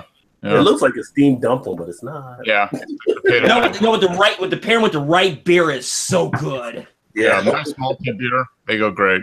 The problem with some of these bar foods is they're good, they're solid, and that's the problem with them. They're too solid, right? You're like, I can only drink so much beer after this. You know what I'm saying?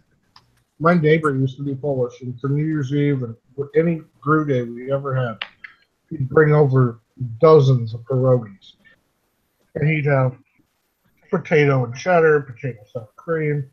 Then he'd have some chicken. And then when he'd get cold, he'd do like caramel apple ones. Wow. Oh, my word. Trouble. Ooh. Well, that sounds good.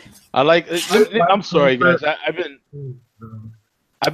everybody in the chat here, and we've got some good comments here. Average Joe saying, "Here we go, Rod with this deal. Rod and his deals." Yeah.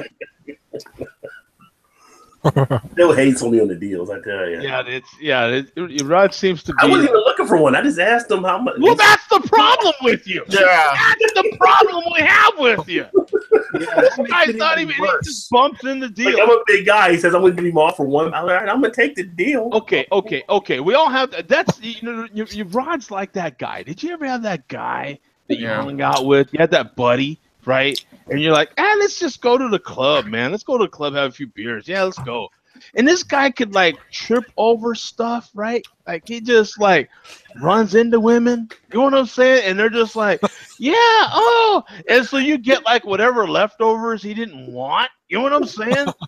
Oh, so he's that guy. Got it. Yeah, Rod's that guy with the deal, right? He's that guy that gets the hot chicks, and you're left with the seconds that Yeah. look like You got nothing but the scraps. over. Yeah, the guy that you think is just fugly, right? And you're and to the chicks, he's just like a magnet, right? And you're like, what the hell's going on I don't here? know about that last comment there. Rod probably had like $100 in his pocket. He was willing to pay for those jalapeno poppers. He got the whole thing for $8. Yeah. As a matter of fact, the guy's like, you know what? Here, have them. Get them Yeah. out of here. If you Oh, get geez, them Mark, out of here, don't Asked about them all day. Here, take Yeah. them. I'm But 50% off $4. The whole thing's $2. yeah, The some but- people, that butcher probably had to wrap all them jalapenos, and he's sick and tired of looking at them. And some people smelling 'em. just have the juice, man. You ever notice that? Like they just got it. You know well, what it's funny you talk about going into the club. Here we One time go. we went to Vegas and we ended up crashing a poker tournament for Randy Couture. So ended up meeting Randy Couture and a few of the other fighters. They invited us to the after party. I had a couple buddies with me. We went to the after party, which was at the Golden Nugget. And they put me on the list. I go on the list. I go in there. I turn around. My buddies are going. And they're like, where are you guys? Like, I called them themselves and like, they won't let us in. So didn't you say you were with me? They're like, they didn't believe we were with you. They wouldn't let us into the club. You remember that Seinfeld episode when he was dating that hot chick and he would just have her talk to the cop and everything? Yeah, go over there and work your magic. You know what I'm saying? The hot chick would go over there and look at him. You know what I'm saying? They get out of the ticket, or they'd get tickets to the movies. You remember that episode? Rod's that guy. Got out of Rod's tickets. that guy. Yeah, Rod's that guy. It's like Face from the A-Team, right? The same Yeah. Face. Yep. I've had a couple of buddies like that, and you literally just want to be on their coattails because anywhere you go, they're going to get some hot chicks. You know what I'm saying? And you want to be, because the hot chicks are usually hanging out with some more hot chicks, and so you can kind of get in on some of that just because, you know what I'm saying? Association sort of thing. Well, I got my buddy here. Do you think you can hook my girls up with him? Yeah, okay, you know what I'm saying? You're like, okay, thank you. You know what I'm saying? Jeez. Just comes along with the baggage. Okay, thank you. I'm so happy. Coming along with the baggage. Yeah, I'm so happy with you, man. Thank you. You know what I'm saying? It's just brilliant. Oh man, you're killing me, Joe. You're I think killing me. But you I think were that's a- talking I think about. that's a- You were asking Lance about the Ohio. I was gonna say in Southern Ohio, I think it's a little bit different. We're seeing more of the breweries actually add food. Like one of our ones here, Mad Tree, they kill it with pizza. People love their pizza there with the beer. Just like helping them stack a lot of beers taking place there. And then we're Now, seeing other places adding stuff. Now I have a question about that. Like, since you're on the other side of the state as me, Mhm. I thought that barbecue was more prevalent down there. As We've far as got- catering. There's a couple barbecue places, but we actually got one cool place that does barbecue here where you can bring your own BYOB, bring your own beer, or you can bring your own whiskey, bring whatever you want. And they make cake barbecue. So in the summertime, people go there to get the picnic tables. You just bring your own six-pack in, Oh, okay. sit back and chill. How's the craft whiskey scene where you're at, Rod? Because I know bourbon's huge. And we had that discussion here on the last show. I think it was the Friday show, maybe. Yeah, But, we've where- got where- the largest bourbon bar in the country here in Newport, Kentucky, with the most bourbons under roof. So we don't get a lot of craft whiskey type talks. There's a lot of craft cocktails being done in some of the places. But as far as straight whiskey, I mean, it's definitely a lot more bourbon drinkers than anything. Right. Okay. Yeah. Yeah, that would make sense because Yeah. there's predictions that, and they're really getting pretty narrowed down. They're really, in order to try to get the headline, the clickbait, they're really trying to make it pretty specific. But there's some people saying that spirits are gonna have a higher growth in 2018 than beer. Yeah, I saw those articles, and I kind of believe it just talking to the kids. But to play off what Rod said, like here in Northeast Ohio, it's not like same thing down there. Like you have one down in Newport. Up here, we don't really have that. Now we have Western Reserve Distilleries does a craft bourbon, and but Artisan Craft Distillery, excuse me, makes bourbon now. Western Reserve's about to come online. Yeah. But talking to a lot of the kids, they're not the big. I'm talking about the 21 to 25 age. They're not really into craft beer. They're definitely going to the spirits, and that's where the big manufacturers, quote unquote, is starting angling their sights at. They see the trend. I hate to say that, but that's what it is. Yeah. Well, no, that's the way it is. That's the way it is. Yeah. Yeah, that's definitely the trend line with a lot of the millennials. I try to think back, like when I was that age, I drank a lot of liquor though too. I mean, but I also bartended. But when you thought about it, you want to go get something to drink, you probably get a bottle or something rather than maybe beers. Because if you were get a bottle, you get a buzz, or the buzz came a lot quicker. Yeah, whatever, vodka or Jack or whatever, and mix it up with something, and yeah. Yeah, first back then in college, we were doing grain, so we didn't need too much to really throw it into. When you're that age, you're trying to get to the point, right? Yeah. And that's what's that saying? Liquor's quicker. I mean, but beer's better. Liquor is quicker. Yeah, it's but I think even still, like if you're talking craft, just in general, whether it be spirits or beer, man, Colorado is just it right now. Even just bouncing around a little bit there and checking out. I am so glad Tom suggested that one time to go in that liquor store. It gave us a really good idea of what that craft spirit scene is like there, just from seeing all the different spirits that are being sold there in Denver was insane. So Zach was a good reference for that when we were talking about that, because it's definitely something that has my interest, but he brought up a good point though when we talked about it. It's really tough though, because it depends on how you're going to figure those numbers, because once you start figuring bourbons, well, now you're talking years of aging. Anything dark, you're talking about years of aging versus your lighter gins and vodkas. That takes no time.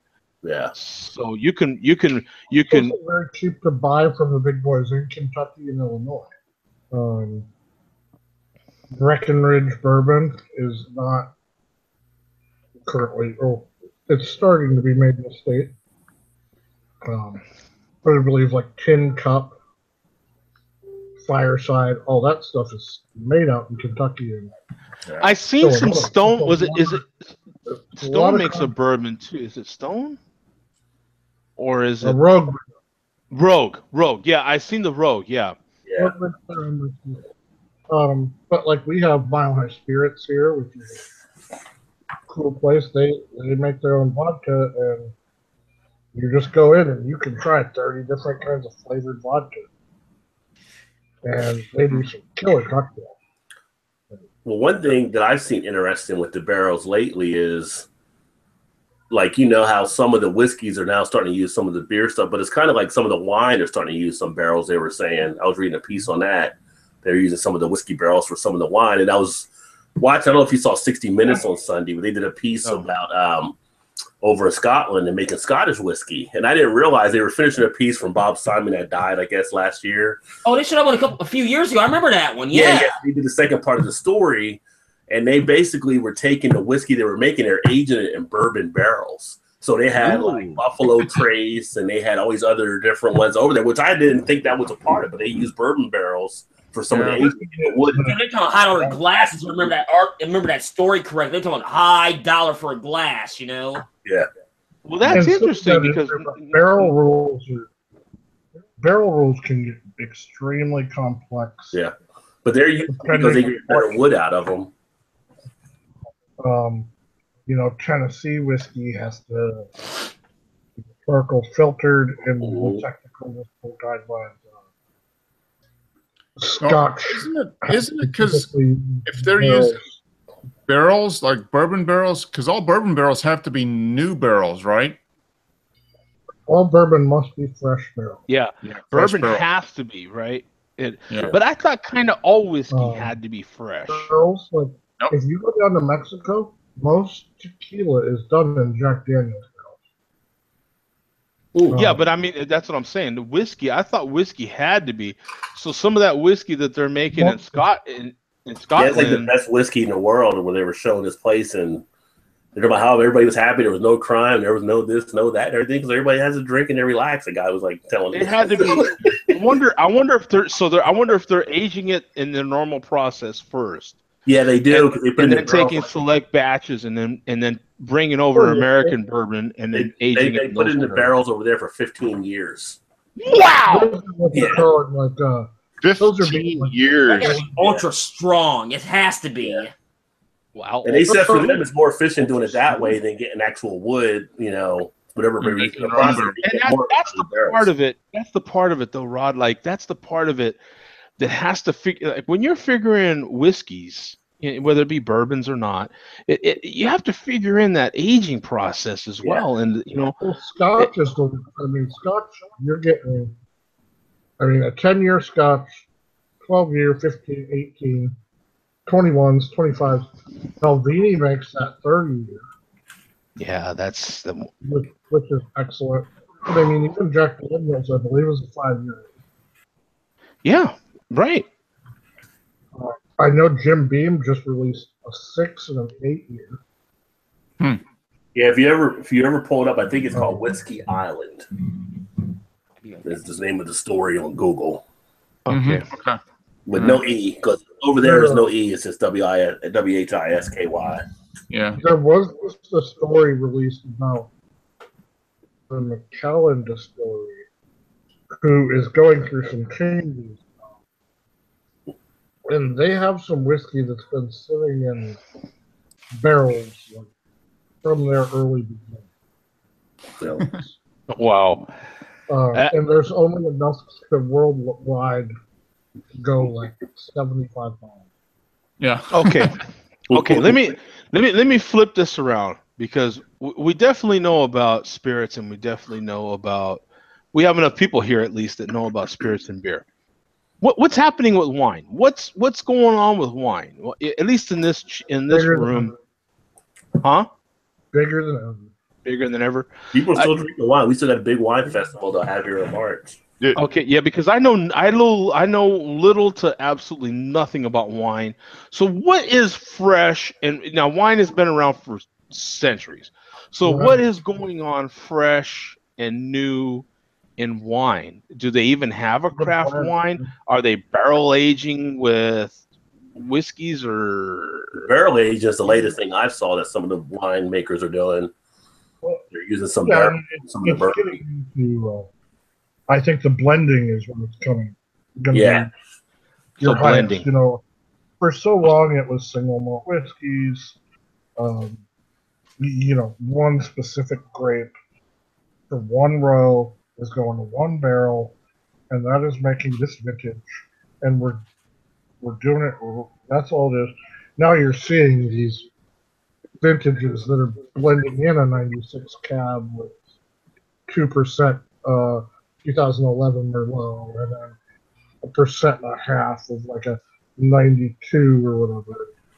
You're seeing these really intricate blends starting to come out. And I think that's where, instead of just being a straight up cab, a straight up Pinot, the Chardonnays, any of that, you're seeing a lot more blending. I know the wine from Argentina is. There's some great wines from Argentina. Mm-hmm. Argentinian wine is excellent. There's some really good stuff out of New Zealand and Australia right now. Chile, yep. Chile is more people are growing grapes across the country. I know some people in Iowa even have a winery going up there. Yeah, I was about to say they're Minnesota's got some. Yep, you've got a lot of wine. You've got a lot of vineyards up here in the Midwest that you would never see grapes in, say, 20, 30 years ago. And with people drinking wine like they are, it's like everyone wants to grow grapes here in the Midwest, and they're making a go of it, and they're being successful about it. Zach, would you say that wineries are being forced to innovate because of what's happening in the craft beer? I feel like the craft beer scene is so explosive and so innovative. I mean, even your breweries that are just popping up right now, fresh, boom. We've got 4 We've got 4 staple beers, and they are literally, with the minute they open their doors, innovating. You know what I'm saying? Actually, the complete opposite. I think wine is so far ahead of it. Wine has done something that not many industries ever have. No sports industry has ever done it. No TV, nothing. They have perfected things to perfection. They know exactly what a style is. There is no deviation between that. Everybody goes by a certain rule book. That you can make champagne, but the only real champagne is out of champagne France. They have a set thing of rules that we're going to deviate from. This is just their next step. If you think about beer, we can't even figure out what the top 5, 6 styles are. Everybody's bouncing around. It's like herding cats with beer, as wine has this solidified concrete nucleus. And now they're growing off of that and blending and bringing in other barrels. And that's why wine is a much sturdier market than beer. Yeah. Is because it has its nucleus is so much more solid than we just have beer, which, okay, you've got an American light lager, you've got German beer, you've got IPA, and you've got like stout, and you've got English beers, and those are all still separate between beer drinkers. Yeah, but beer has been around since 5000 BC. I think beer is actually older than wine. And some of these things being introduced now are just old stuff, too. Like you look at a Rauch beer that some people are bringing out. Well, that's old style. That goes back centuries. It's just fermented fruits fermented long before by themselves, I think. I don't know if there's an issue of timeline. No, I think it's more the industry and the establishment around it. I mean, wine has had a centralized kind of control that said, here's the style and here's what makes the style. Whereas beer is more freeform at this point, like you said, Zach. I mean, there's no control authority over beer styles right now, whereas there is in wine. No, hold on, that's not necessarily true, because as far as wine, now talking to the wine snobs, and here's what they told me in the past. Not necessarily the quote-unquote craft wine, because it's out there now. You have to go back to the late 80s when California Zinfandel started to show up. That was the first major step in winemaking that you've seen in a very long time at that point. So the first innovation, is that what you're saying, Lance? Like the first, the first big white Zinfandels, the California Zinfandels. Mm-hmm. Because a lot of people, what's there in California is a regional thing. As far as a national, international stage, nobody's ever seen it. And that's the first, in my opinion, quote unquote craft wine. Now we're just seeing all the wineries popping up now across the country. It's the exact same thing, because you gotta remember something with wine. It's all about breeding in the soil. And depending where you live at in the country, the soil means a lot. And that's not true for beer as much. I mean, beer is probably a ball game. I understand that. Beer is so agricultural based. But a winery has to have its own grapes, its own. So I think it's so unique. Yeah. How their foundation works is you have to have everything right there. That was a link I just shared about one of the wineries talking about how innovation is causing them to look at changes as well. Yeah, I'm popping that up right here, Rod. Thank you. And wine is one of those ones where it's past bourbon and whiskey. It's the very long game. You might sit on a wine in a barrel for 50 years before it's any good. So it's a very long game. Yeah, that's what I'm saying. I'm saying that the wine industry has established rules a long time ago. Beer has kind of gone crazy the last 15 or 20 years, which is great for all the styles we're getting, but there is no overriding authority on beer as much as there has been on wine.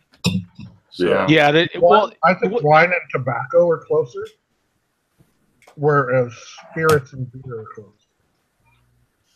yeah, that might be. That's probably true. Yeah. well, Because wine and tobacco require so much of the soil. They have very set groups, very set grow process. And then there's blending. Yeah, but you still have to innovate. but they've been doing so much stuff with tobacco, man. It is crazy. Like they're mixing tobacco like crazy, and that's why Cuba, us being able to get Cuba cigars is like, who gives a rip? Because at this point, we've already Cuban cigars are like to taste before sparring. I mean, because you think about with craft beer, to me is you think about what's happening in Germany. Germany is the beer standard, right? Germany and the UK. I think I would argue the UK over Germany. Yeah, centuries and centuries. Though, but beer. I mean, but the beer purity law in Germany is set. I mean, that's been for centuries. And because of us in America just being like, kind of with the American attitude towards everything that we have, it's like, screw that. You know what I'm saying? We're doing whatever we want to do.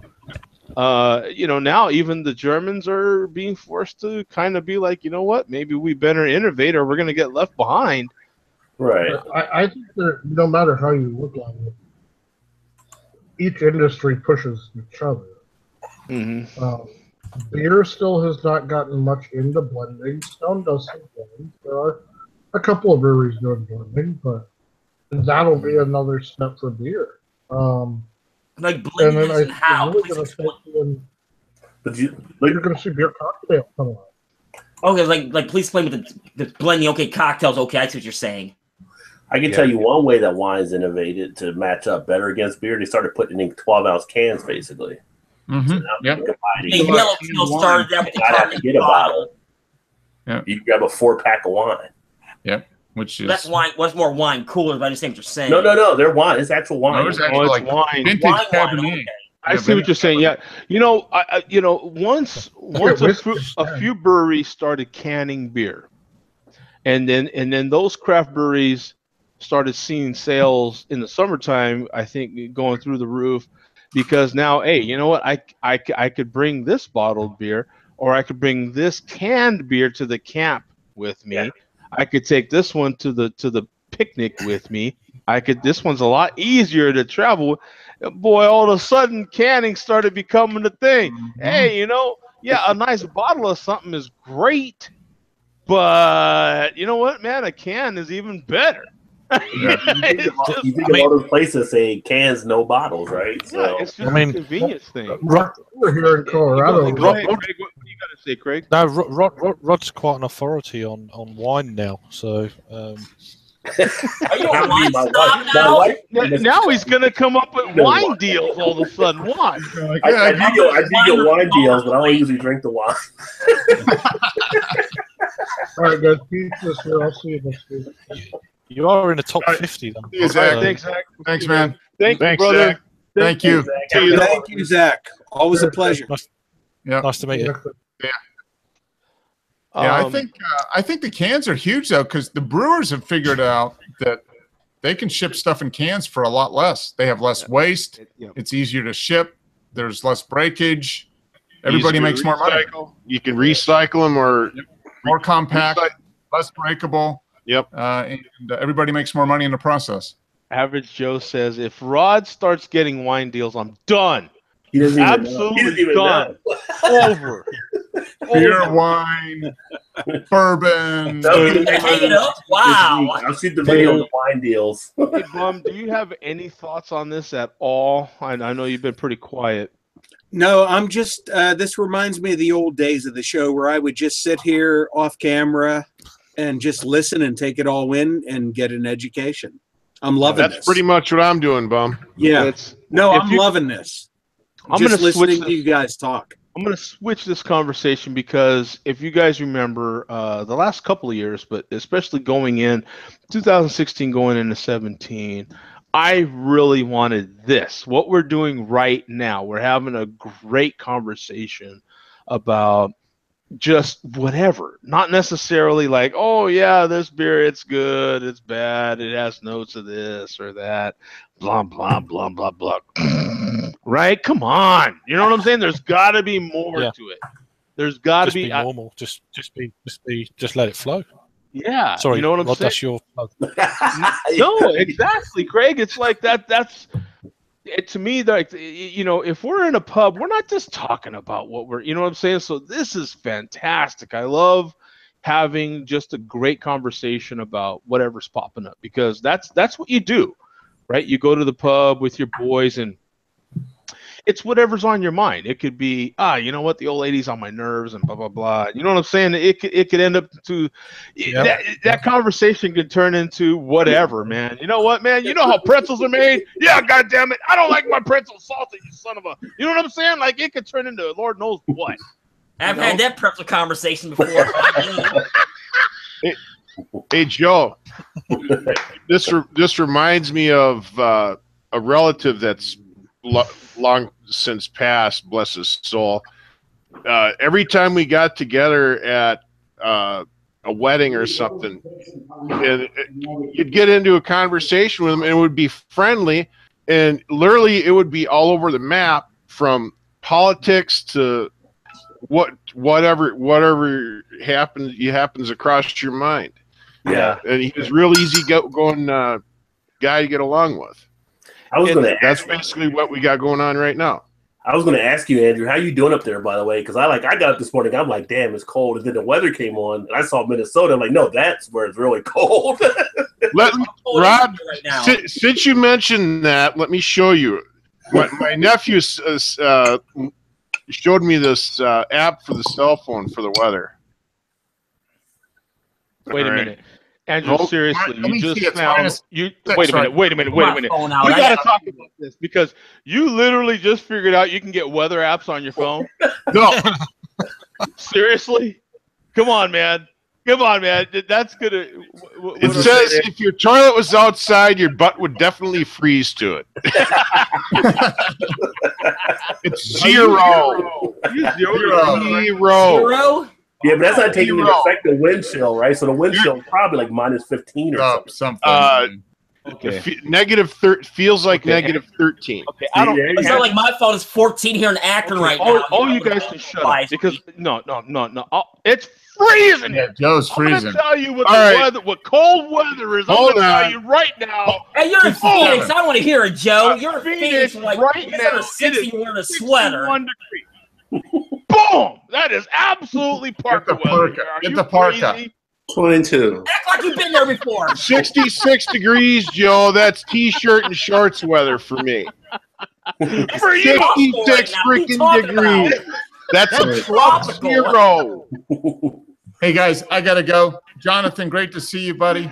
Okay, Mark, we'll see you. Good to see you, Mark. See you guys Friday. Merry Christmas, Happy New Year early. You too. Later. Take care, Mark. Okay, Mark. Bye. Hey, and on that note, man, everybody knows when we get one of the old schoolers pops in there, Jonathan definitely qualifies, my friend. Atlanta's a little bit colder than you, Joe. It's 39.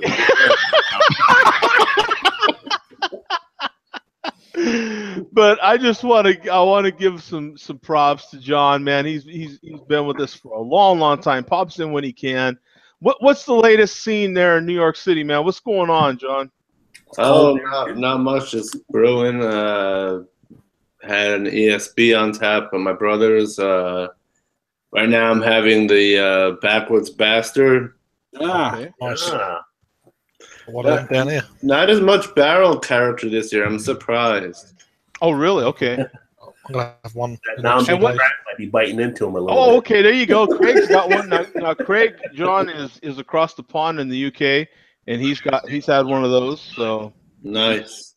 He's showing you that bottle. So what's the latest, man? What's going on over there in New York? What's the latest in the craft beer scene? What's in latest interviews? What have you guys been up to? I mean, I haven't actually been up to much. The latest, I guess, closest to now would be my trip over early fall into Maine and Massachusetts. We went to Trillium and Treehouse and Allagash. Oh, so Trillium was it is like beyond. Like every single beer we had there was amazing. Yeah, I bet. So, what are they doing? Any kind of crazy barrel aging? Any sort of, and anything? Now they're doing some porters, like non-IPA stuff that I've been seeing.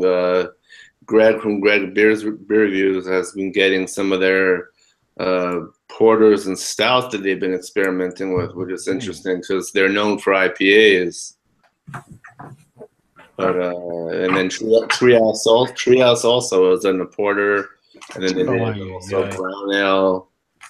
Right now, I don't know if you're how familiar you are with our show, but with Tom is our friend that lives up in that part of the country, and he's Mr. Pinky Out guy. He's always having all these 4 bottle cap rated beers on Untappd, and they're all from up there in that part of the country. Trillium and Treetop, like you said, all these beers. Give me a break. Treetop.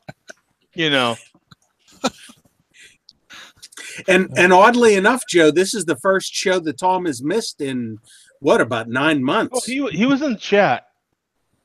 Yeah, but he hasn't been on camera tonight. No, he hasn't been on camera. Yeah, he hasn't. He Tom hasn't missed for months and months. Yeah, he hasn't.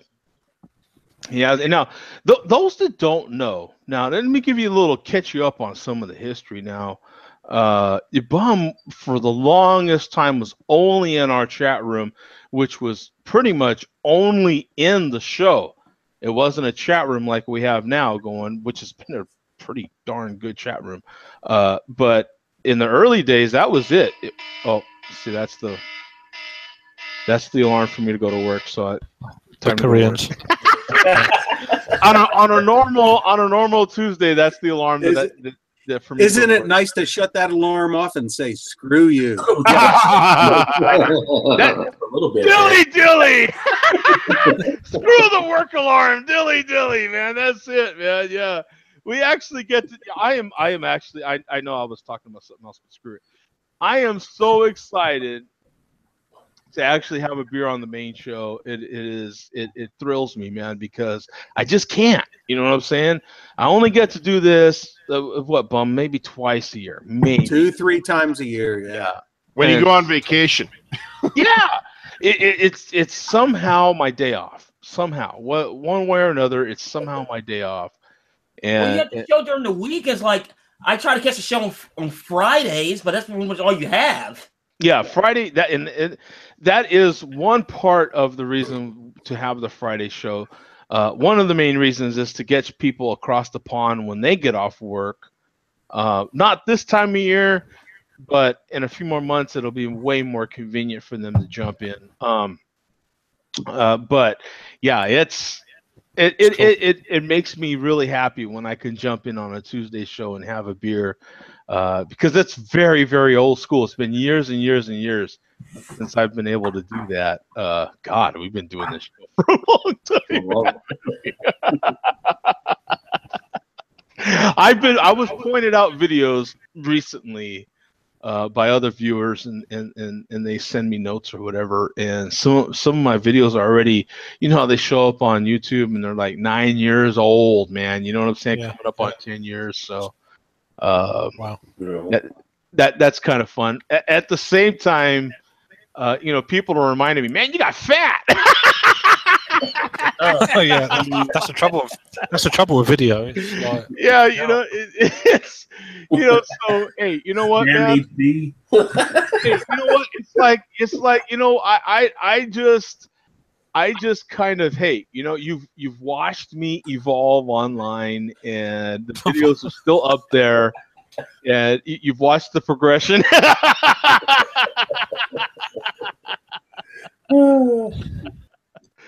Yeah, you can definitely trust me, because I've gotten that feedback. So, and that's fine, man. And I encourage that, actually, because that means you're watching. So I appreciate that. I can look at the deeper message. You know what I'm saying? So I watched my intro. I watched my intro video the other day from just 3 years ago, and it's like, God, that was me. You know? Right? Yeah. It's like, heck, what happened there? And it's like, beer happened there. Yeah. Beer happens. Yeah. The more that beer happens, yeah, the more things happen to you in the I mean, you think process. back, like I was drinking beer back then, but I was just going to the gym twice a day too. That kind of stopped. Now, John's brother is Barry, and Barry was with us from the very, very early days of my reviews before I even was doing the show. Barry was there in the very, very beginnings. Stick him, dude. Yeah, so he's been pretty busy. He's expecting his second child. So is he really? Okay, awesome. It's always good to hear from one of you guys at least. So I try every here now and then. I have a day off. Had the day off today, so an extra day off. So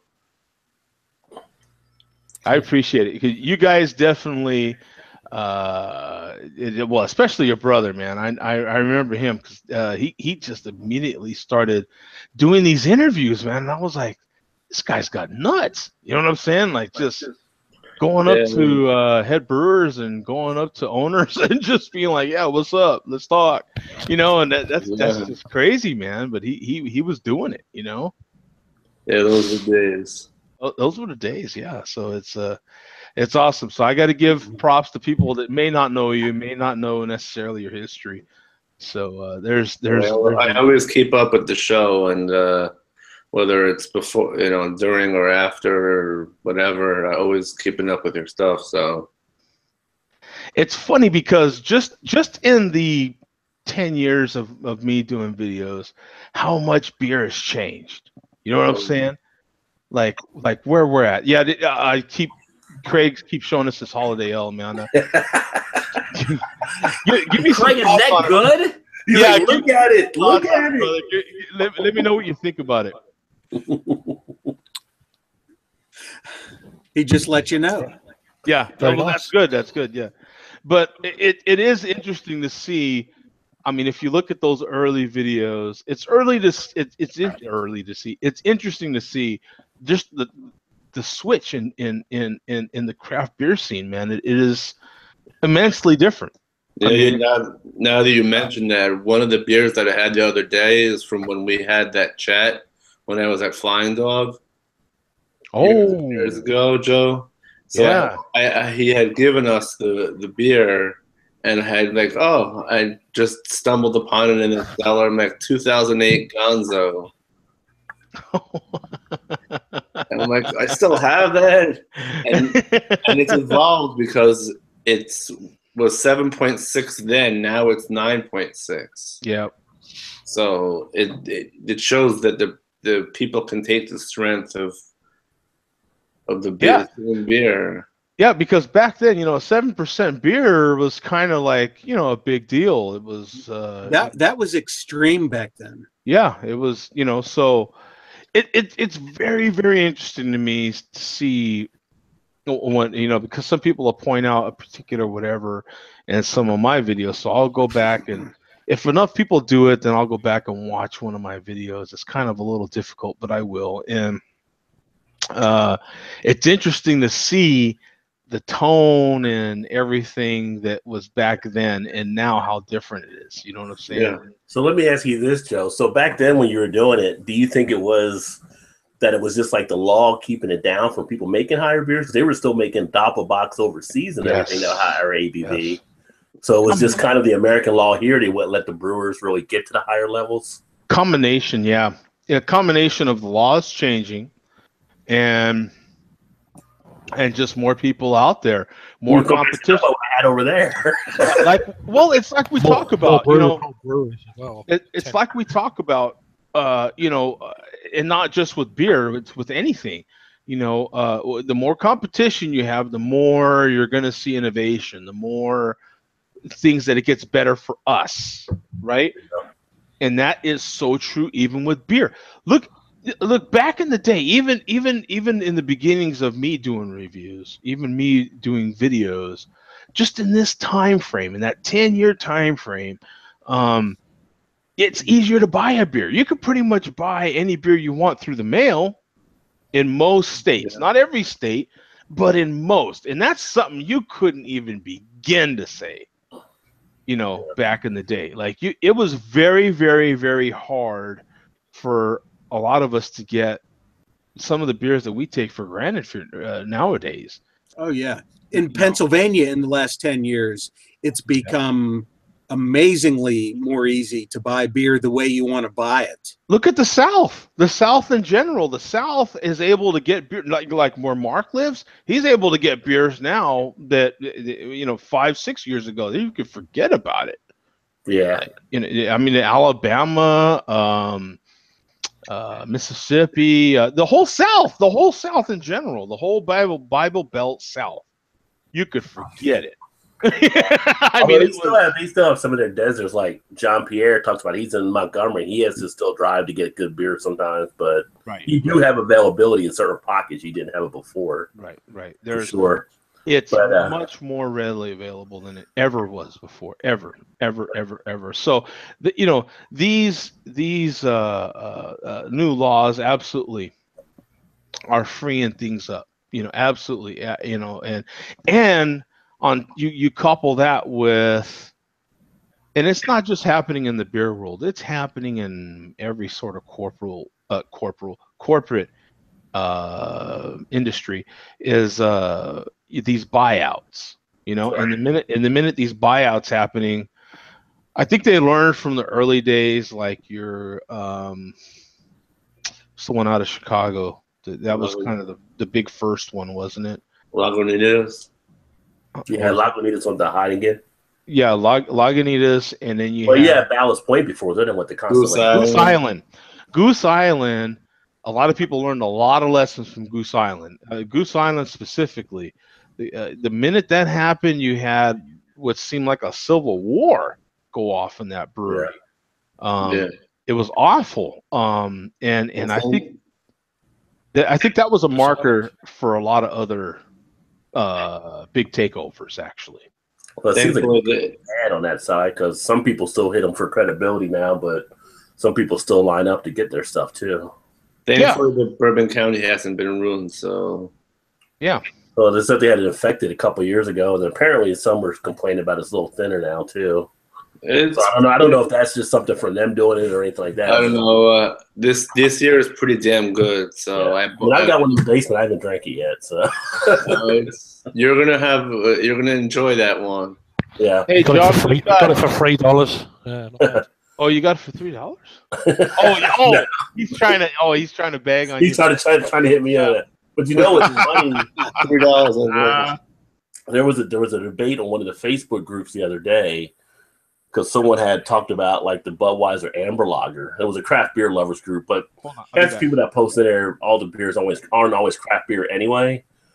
But like somebody said, it's funny how people will give all this hell to Budweiser, but yet nobody's going over to the Wicked Weed post, or no one's going to the Ballast Point post, and Goose Island is saying the same stuff. So that was kind of interesting.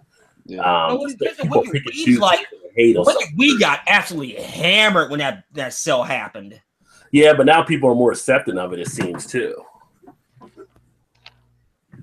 So that was kind of something interesting there. I remember when, was it Ballast Point? They got taken over. Yeah, Ballast Point with the Constellation.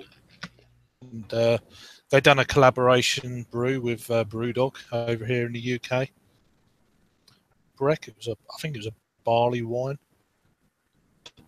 Obviously, it'd been aging for so long, and then all of a sudden Brewdog dropped all of their beers from their bars, and they'd done this collaboration with them when they, before they got bought out. And then what they've done is they actually crossed their name out on the bottle. Did they really?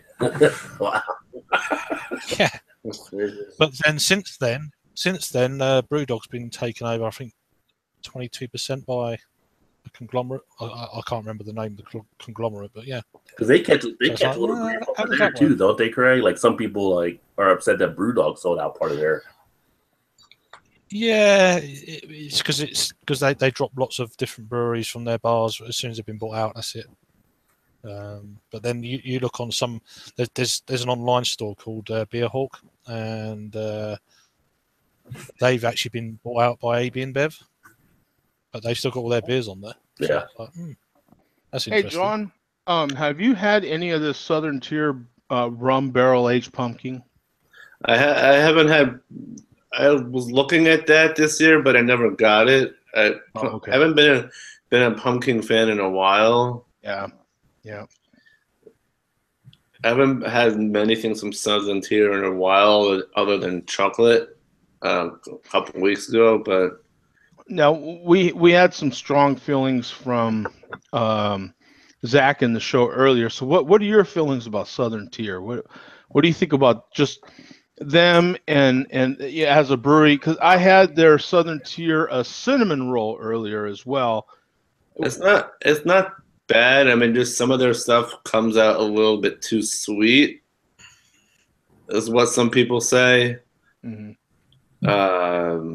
Some of their stuff is too thick. I can't really speak to it so much because I haven't had a lot of their stuff in the past couple of years, so I don't want to like. Oh, okay. I got you. It's so here's a look at the Southern Tier now. It's the rum barrel aged pumpkin. Now it's been a couple hours now since I took it out of the fridge. But here's a look at it now. So it's definitely room temp now. Now, which one is that again? I'm sorry, I missed that part. This is the rum barrel aged pumpkin. And it's This is definitely not the Warlock then, okay. No, not the Warlock. Love the Warlock. It's definitely better than it was cold, actually. Well, sometimes those flavors get muted by the cold. Right. So you're definitely getting more of the flavors, and it's definitely Pop a little bit more when beer gets warmer. Yeah, we had someone ask me, and I don't remember if it was in the special coffee show that I did, or if it was the Friday show. Everything's kind of getting mashed in, but someone did ask me, do you ever just pop a beer when you get home from the store? And I'm like, oh hell yeah, because I mean those beers are room temp anyway, and that's kind of, especially if it's a darker beer, that's what you're trying to get to anyway. So yeah. A lot of the time when it's warmer, it brings the flavor out no matter what the brewer says. Right. Who is that you got on your plate there, brother? What the? That is a Polish kielbasa. Okay, what was his name? Oh, gee.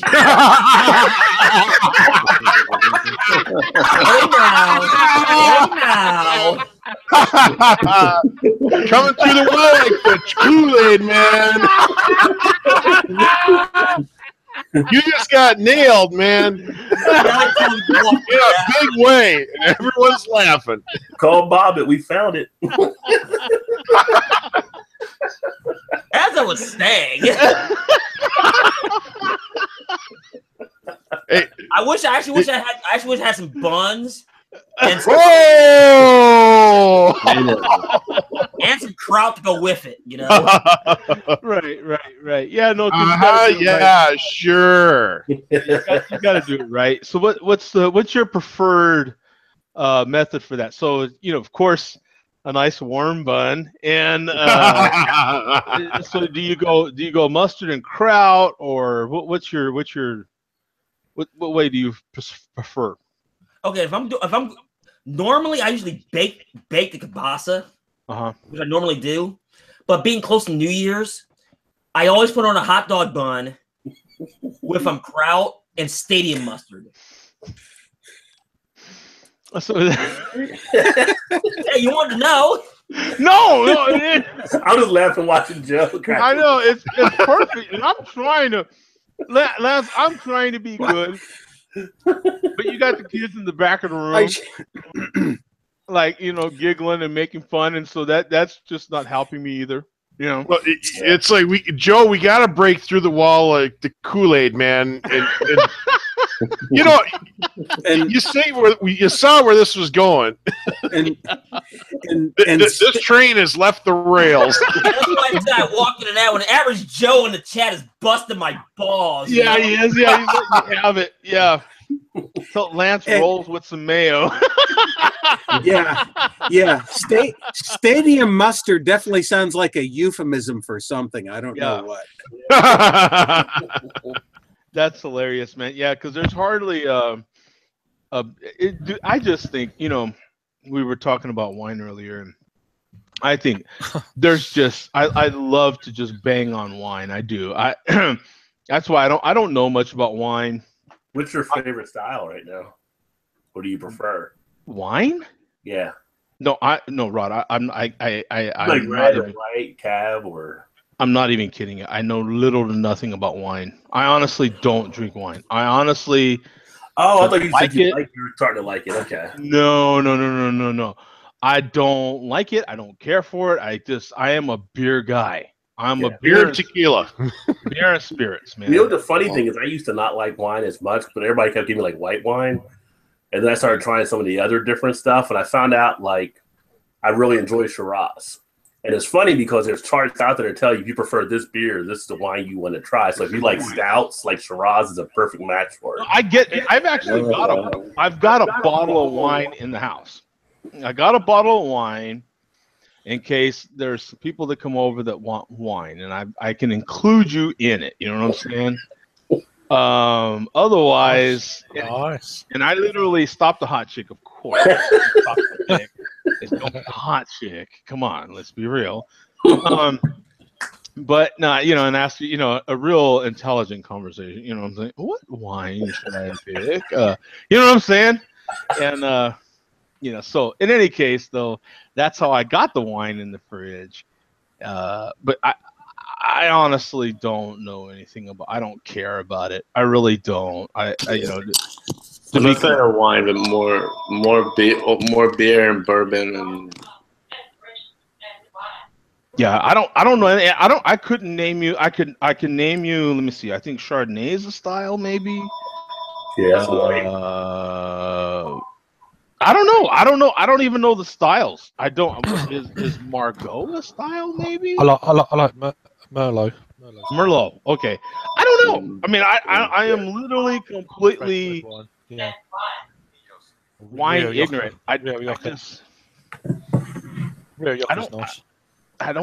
care for it. I don't. I love to talk crap with people that drink it. You know what I'm saying? Like I'm that dude. They say, wait a second, you're drinking your beer in a chalice. Everything you see here is exactly as it is. Like I just, it's my thing. I don't drink it. I think of wine as like snobby. I'm still that old. Like, to me, wine is. I hate to even go into it. I'll get stodgy still. I'll get people that will hate wine is for the upper crust, pinky out people. Yeah, that are not malt liquor crowd. Not to label out people. Yeah, those two. I'm not gonna. I have been with some people that are just as hardcore about wine as I am beer. Yeah. And so in those cases, I'll have a glass that they suggest, and I have to admit they've been good. I have not. When I'm in that sort of situation, I have had wine that has been very good. Yeah. Does not get me to buy a bottle, other than the one that I've got in the fridge. I mean, but it doesn't get me to buy some for personal consumption. I'm not that guy that just like, oh, I'm feeling wine today. You know what I'm saying? I'm like, no, I might as well get a cat. Like, I don't know. It's just my thing. Like, I'm just not. We got some hardcore beer snobs too, though. So no, we absolutely do. Yeah. What about wine barrel aged beer? Oh yeah, I've had that wine barrel aged beer. Yeah, I've got no problem with wine barrel aged beer. Yeah, no, yeah. Or like, there's been interesting barrels aged stuff out lately. Epic just did a triple barrel Baptist, one with a whiskey barrel aged coffee, and rum barrel aged. The beer is a stout, imperial stout, half aged in rum barrels, half aged in bourbon barrels, and blended. No, now John, I don't know if you got this, but but there's something special about watching a man eating a sausage. You know what I'm saying?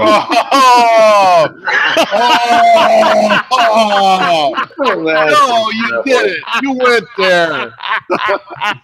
Actually, you that was the average Joe to say that in the chat. Joe went there. Of course, someone had Joe went there. Did you pick it up? Did you pick up again? If you're ever with me in public, and I do it too because sometimes it is me, but if you're ever with me in public and you eat a banana, God help you. I swear to God, God help you. God help you. Sometimes I'm the one eating the bananas, and sometimes I get my own abuse, right? Next time I have a nice, big, juicy burger, you start grilling me on it. How's that? It's almost as bad as the old shake weight skits. I am still that like 14-year-old boy. You know what I'm saying? I'm just like, you know, I'm the one that giggles and all that. Yeah, I'm still that guy. Yeah. But you brought up the one point earlier about the wine and things changing possibly. Yeah. One of the things that they were just talking about, because one of the other states about to go recreational is marijuana affecting some of the industries, because states that are actually getting to a point they're thinking are going to trend more for some of the people that actually do marijuana rather than some of the drinking options. So that could be kind of interesting. You know, dude, you know, California, I keep up with the California news because that's originally where I was born and raised, was in Southern California. So I do listen to the news podcasts from their local LA radio station over there when I'm driving every day. And just from listening to some of the laws that California is trying to pass and has passed with their marijuana, is insane. And the taxes and all the loopholes they have to go through to grow marijuana and sell it over there is crazy. Yeah. If it were to happen to any other industry, they'd be screaming at the hills, you know, like this is discrimination and this is that and this is the other. There's so much money in weed that they're just willing to put up with it. I mean, there's so much money in weed now. This is how crazy it's getting. You guys know I'm a union guy. I am a union guy. Weed's wanting to get the Teamsters involved, bro. Like they're getting union. Someone's gonna move it. Someone's gotta move it. Yeah, someone's gonna move the product. Weed is getting organized, bro.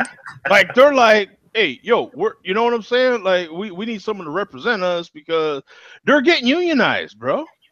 Hey, Tom. Just in time for the weed.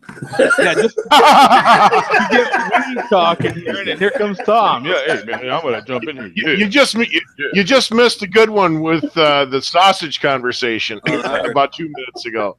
Yeah, you did miss with LTL. You missed that one. Next lesson, going to eat ice cream cone for dessert. I think Tom's actually been listening the whole time. He just hasn't been. Yeah, I've been listening. Yeah, this wasn't able. Yeah, he was. Yeah, but I'm here now. Yeah, he's here now. So any type of Northeast beer smack you want to talk, man, there he is, man. There's the guy, John, right there. Let him have it. Let him know how delicious those damn beers are to his face. Tell him now. Tell him to his face, man. Go ahead. Tell him right now. No. What is Tom drinking right now? Let's start there. I was just before when I was up in the summer up in Trillium and Treehouse and all that jazz up there. It was awesome. Oh man, it was, 3 days worth of beer awesomeness. Okay, wait a minute now. Average Joe. Okay, Tom, here you go. Average Joe says Tom is drinking a beer of an untapped score of 4.2, and it probably resides in the New England area. So let's see how accurate. What are you drinking, Tom? I'm drinking a heavy boots of lead from Single Cut. It's their barrel aged imperial stout, aged with whiskey marinated maple syrup. Okay, I'm going to take the over on the 4.2, probably a little bit higher. Yeah, me too. I'll say it's pushing 4.5, 5. I've got it right here. I've got it. Now, I'll say 4.5, 5. Yeah, we played over and under. I'll be nice. Is this their standard imperial stout? This is their. No, it's a barrel aged. Oh, it's the barrel aged. Okay, all right. I don't have that one. Let me see. Only like 4 or 5 people do. Jesus, you guys are horrible. Okay, so here's the here's the barrel aged version. So here you go. Before Tom can even speak, here it is on the screen. Everybody can see it at the same time. Here we go. Oh, it's an under. It's just under 3,600 totals. 79 in the last 30. 11%. 4.11. Oh, so it's right there. Under. Wow. You know what the funny thing is, though? It says 3351 unique, 3616 total. It's not a lot of repeat business on it. No.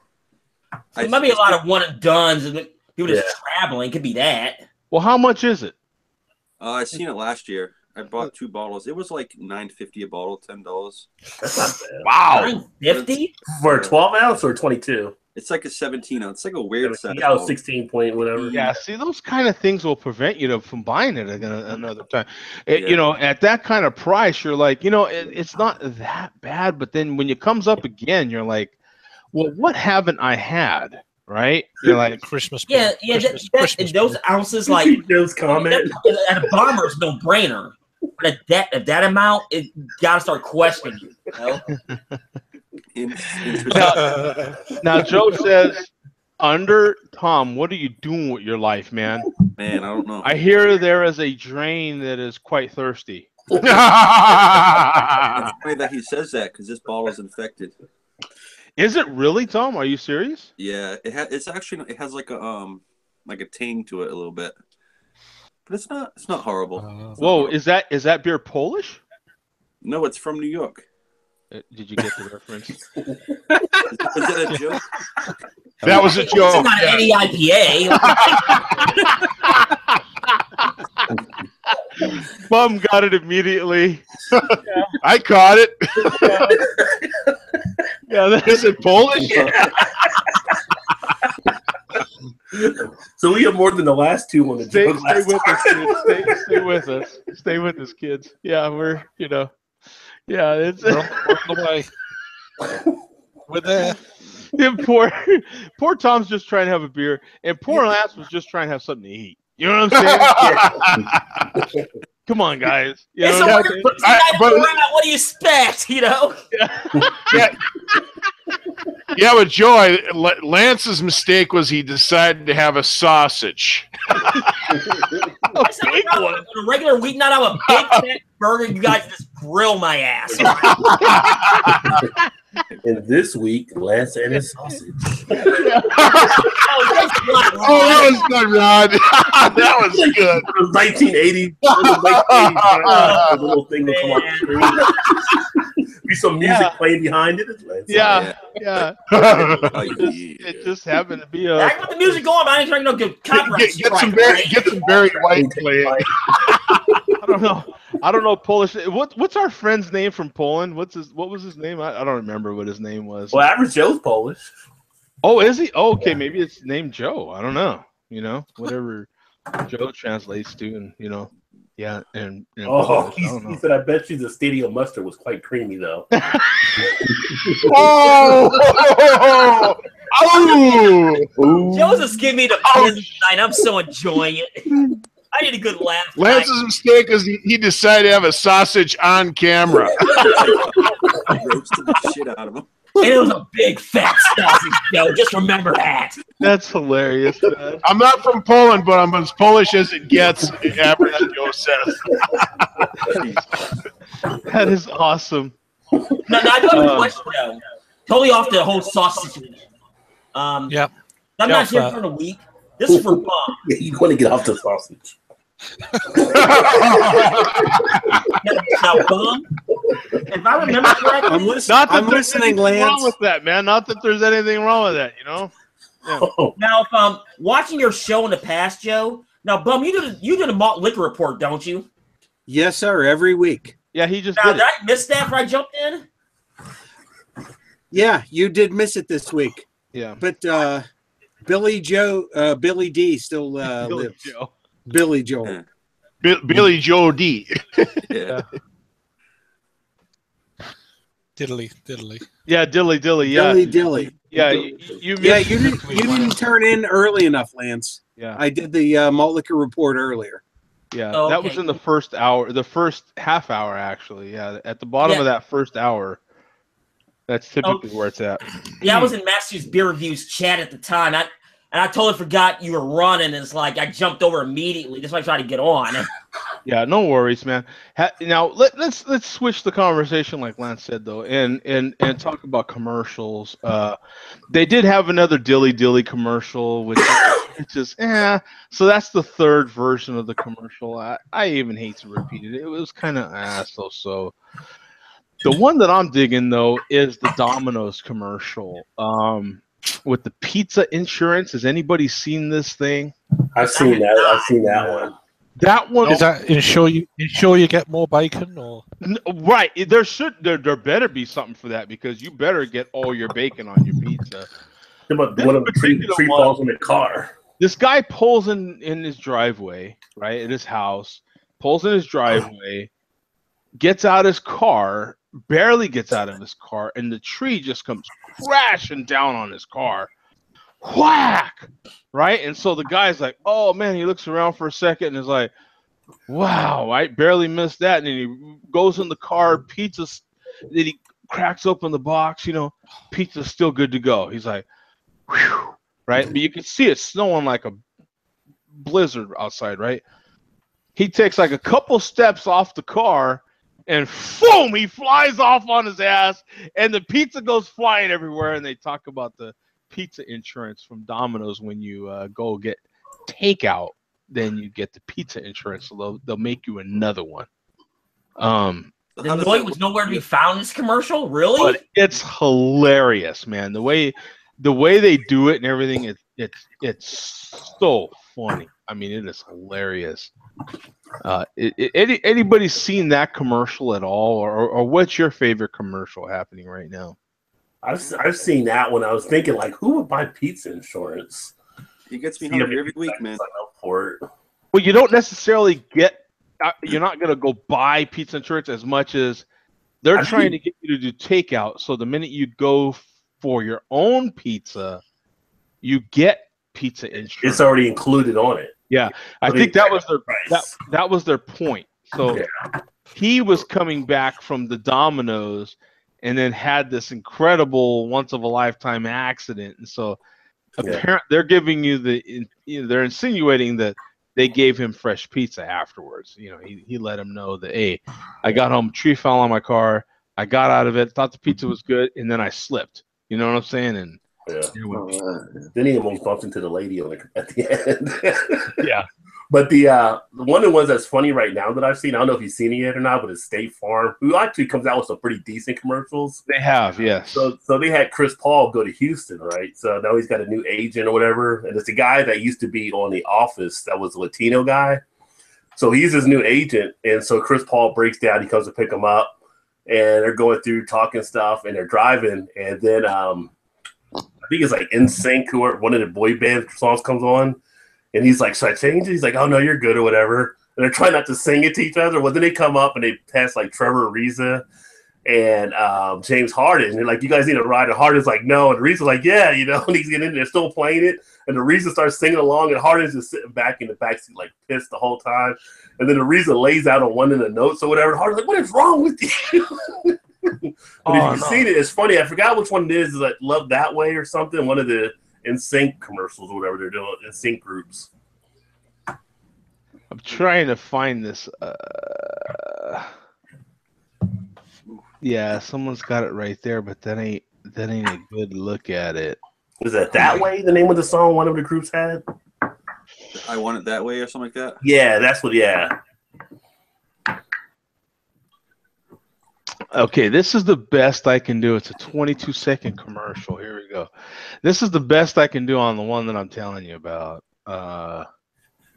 And it is kind of funny. Let me see if I can. Yeah, this. And the guy's driveway is clear.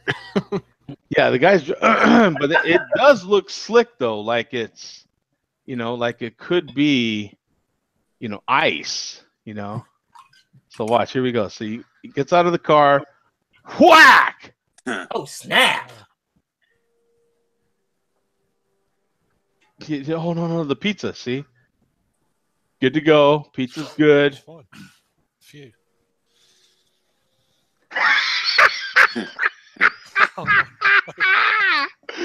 Pizza was completely good, and then he takes like 2 steps off. Oh, jeez. So he avoids the tree falling on him. Oh, grabs the pizza, looks at it. Okay. Walks off. Boom.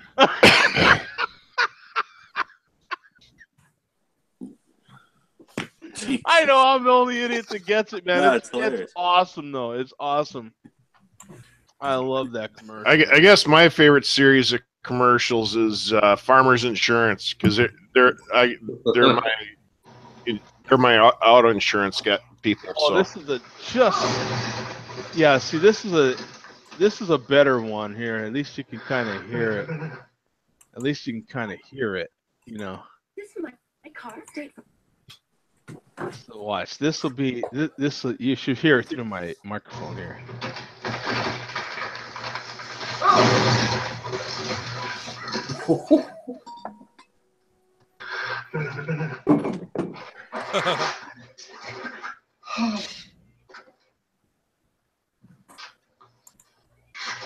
When you carry out, some things are out of your control. But with Domino's new carry-out insurance, we'll replace your pizza if it gets ruined after you leave the store. Carry out large 3-topping pizzas for $7.99. Yeah, he almost wrecks into the lady right there, man.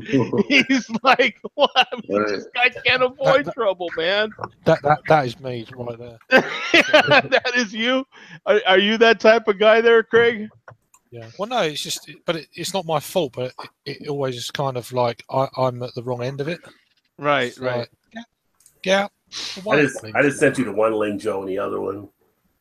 Oh, okay. Yeah, let's check this one out because this is awesome. Let me. Hey, Joe. Unfortunately, I gotta jump out, but Okay, John. Well, hey, thank you for jumping in. I really. I'll be back next week. So take care. Nice meeting you, Nice to John. meet you. Nice Good to seeing meet you, John. Cheers, Nice everybody. seeing you again. Okay. So let me copy this one here, and then I copied the wrong address here. So let me get that one in here. God, it takes a couple extra. This is what annoys me. And you never know when they're gonna do this, but this is. So if you scroll down, they'll have the video. Oh no, I have seen this Yeah. one. I have seen this one. Yeah. So let's click on this. Hey Chris, how's the move going? I get it. New house, new truck. This move's a big deal for your family, but it looks like you can use a breather. Let's roll. You read my mind. Hey, strike! Strike! Hey, I'm kidding. Hungry? Anything else? Oh, chili fries. Chew up, chili fry. Change it. Cool. Yeah, because then they start singing the music here. Yeah. Right? They can look at each other. Yeah. Tell me why I never want to hear you say I want it that. Hey, you guys need help? Yes. Yeah, we're good, man. No. Damn it. Look at Arden. Get in the car. And they're all singing, and he's like, "What?" Yeah. That one's good too. I like that one. That was pretty funny. That's better than one with Peyton Manning in the State Farm commercials. Hey, Joe, Average Joe's got a couple comments here. One for Tom and another one for shout out for Lance about the carryout insurance being for real. Oh yeah, and he's got it on the back. Help us all. So we've got. Let's see. So Joe says Tom Drain pours the single cut now on to KBS. Guaranteed that's a 4.4 or higher. What's the lowest rated beer Thomas drank on Share Beer? Was it under? Yeah, it was actually. He did. He has drank some beers under 3.75. Yeah. I think the lowest ABV he's drank was maybe 3.5. Yeah, the lowest rating at least. Yeah, no, he has. Yeah, no, he's had some beers like that. That's just above 3.2 brew. Yeah, and then he says, wait, hold on. Now hold on. He says, shout out to Lance. That carry-out insurance is actually a real thing. That is real. People need pizza insurance. Help us all. I'm the same way. Like, why would you? It's like when McDonald's did back in the early '90s and about to Turtles get came out. We all got burned with 30 minutes or less. Commercial bumping for the Backstreet Boys. Yeah. You never know, too, man. Yeah, they flag you for all sorts of stuff. So yeah, who knows? They flagged me last week. We did a thing with a clip with Dusty Rhodes and it flagged the video. But it was still worth it because it was Dusty Rhodes. It was classic Dusty. Well, on your show, Rod, why would you even take the risk when you have a perfect Dusty Rhodes imitator on your show? Because it was just one of those moments we felt like we had to have the real deal Dusty Rhodes clip. So yeah, better than the real deal, baby. It was one for the fans. It was one for the fans. Hey, Tom, how do you feel? I'm going to switch the conversation once again. How do you feel about personal gurus? Now, you've got your guy over there. Your guy, for those that don't know, Tom's in the kind of wider Boston area. Your guy, your quarterback, just had his personal guru kicked out of Patriot Stadium, kicked out of the team, basically. I didn't even know this, to be honest. Oh, you didn't know that? No. That's been all the news lately. His guy that introduced him to all the avocados, man, has been kicked out. Belichick threw the hammer down and said, "Nah, son, you guys to get out of here." Apparently, his guy was on the plane with him, on the team plane. He even had an office in the stadium. He was on the sideline. Apparently, Tom's guy was everywhere, man. But how do you know when you're going to need your guru or not? You have to have one with you. I'm kind of personally wondering if the avocado guru not being there on the sideline and on the team plane and in the stadium is going to be an issue for them. And do you have a guru? Do you have a guy or a girl or a lady, a woman that helps you with your avocado smoothies? I wish. Did sign the Pride of Akron James Harrison the last couple of days, so that's an offset. That was impressive. That's a nice pickup. Oh my God. That's a crazy what happened with Harrison again? He got cut. He's 39. It's going to happen at some point. Yeah. He got cut by the Steelers just before the game, 2 days before the game this past weekend, and he got signed by the Patriots today. Oh wow! Yeah, the rest of the year. I'll go over there. They need me, and I think that gives me motivation. Although you talk about patches, he'll be fine. A lot of players get cut nowadays, and they see their name come across on ESPN ticker. I would not do that with James Harrison. I tell him up front. He's kind of an evil dude anyway, isn't he? And I do about 20 feet away. Yeah, he's kind of that evil dude anyway, But with James Harrison comes the Steelers' defensive playbook. Yeah, that's true. You're not going to change it now. They got to face each other again for after work. That's the only thing. I mean, does it come with the refs? Do they really need the playbook? I mean, they let the Steelers beat No, they've already acquired it illegally over the years. But,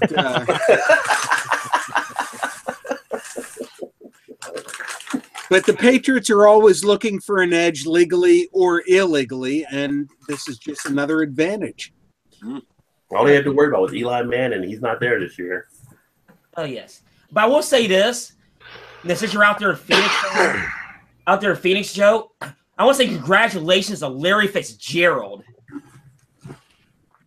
Yeah, I mean, I'm not a Cardinal fan, but yeah, I mean, Larry, I love. Who don't love Larry? Yeah, he's had the 9th season in a row with 1,000 yards. He did it from the slot, which is very impressive. Yeah, he's definite. I hear about him. Oh, he's a Hall of Famer, no doubt. Yeah, they're definite Hall of Famer. Yeah, no, you've been hearing about Larry. Well, I guess I hear about him because he's here, but I mean, even still, I mean, I'm a cord coder. I don't naturally hear about him other than that he pops up on SportsCenter all the time. I mean, there is a lot of respect for Larry. I mean, across the league, he passed somebody recently in the all-time. He's like in the top 5 or something like that. Yeah. He passed somebody recently. What's so impressive is, like, when I lived out there, I watched so many quarterbacks throw a pass to him. It was just ridiculous. Yeah, they were recently talking about him here. Something to do with his he's got a relationship with John McCain somehow. And so they were talking about him and his relationship with John McCain. I guess he I know what it is. He wished John McCain like some kind of crazy best wishes on Twitter. Whatever that's worth to you. Oh, because he got brain cancer. Yeah. I just kind of, what's your thoughts on Twitter, man? I don't quite get Twitter. I'll tune in every once in a while because I'll get a notification that somebody favorited or something, one of my things on Twitter, so I'll go back and acknowledge that. But other than that, man, just Twitter is just this like social network. I'm like, really? You still use this thing? Like, it's just unusable to me. How do you feel about Twitter? Nobody. Well, Twitter. Everybody has to say what they need to say. Well, it's only 140 characters. Yeah, I was gonna say, like, Twitter used to be. You can say anything you want, provided it's 140 characters or less. They just expanded like 190 or something. 240. 240. Well, 280. 280. Yeah, I think that's because of our. I think that's because of our. Which is plenty. Which is plenty. Yeah, but, more letters. Yeah, but Twitter. Even I don't go on Twitter that much. I was on there today because I wanted to check some stuff, but it's a complete dumpster fire. It really is. I get a lot of good following out of Twitter. What do you think, Tom? What, Twitter? Mm-hmm. Oh, I love Twitter. Yeah, you love Twitter? Okay. It's easy access to people that like things that you like, or into the same type of things. Twitter chirps my ass. Me with Twitter's just a doxing. I don't want to deal with it. That's when I'll go on there. Twitter for me personally is very, very hard to use. I'm on Instagram a lot. I'm an Instagram dude. I like Instagram. I'm a photographer as well. So Instagram for me makes a lot of sense. Yeah. Why do you think it's tough to use Twitter for you? It just doesn't make any sense. Like, I mean, you can message individual stuff too. So you have like a DM there.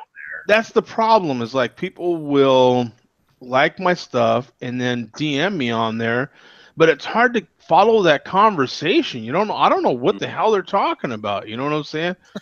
It sounds like a social media where everyone's got ADHD and they're talking about everything. Well, the problem is it's like it doesn't keep up with the conversation very well. So someone could be replying to something that you tweeted like a couple of days ago. You have no idea. You're just like lost. It's like, man, this thing don't make any damn sense. It's really good for like advertising or like marketing. Yeah, it really is.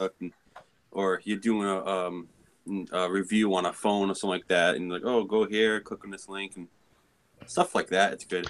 Well, who is it that recently? I don't know how much you keep up with tech, but someone sued somebody recently, and I want to say it was one of the big telecoms. I want to say it was either an AT&T or a T-Mobile or something like that. You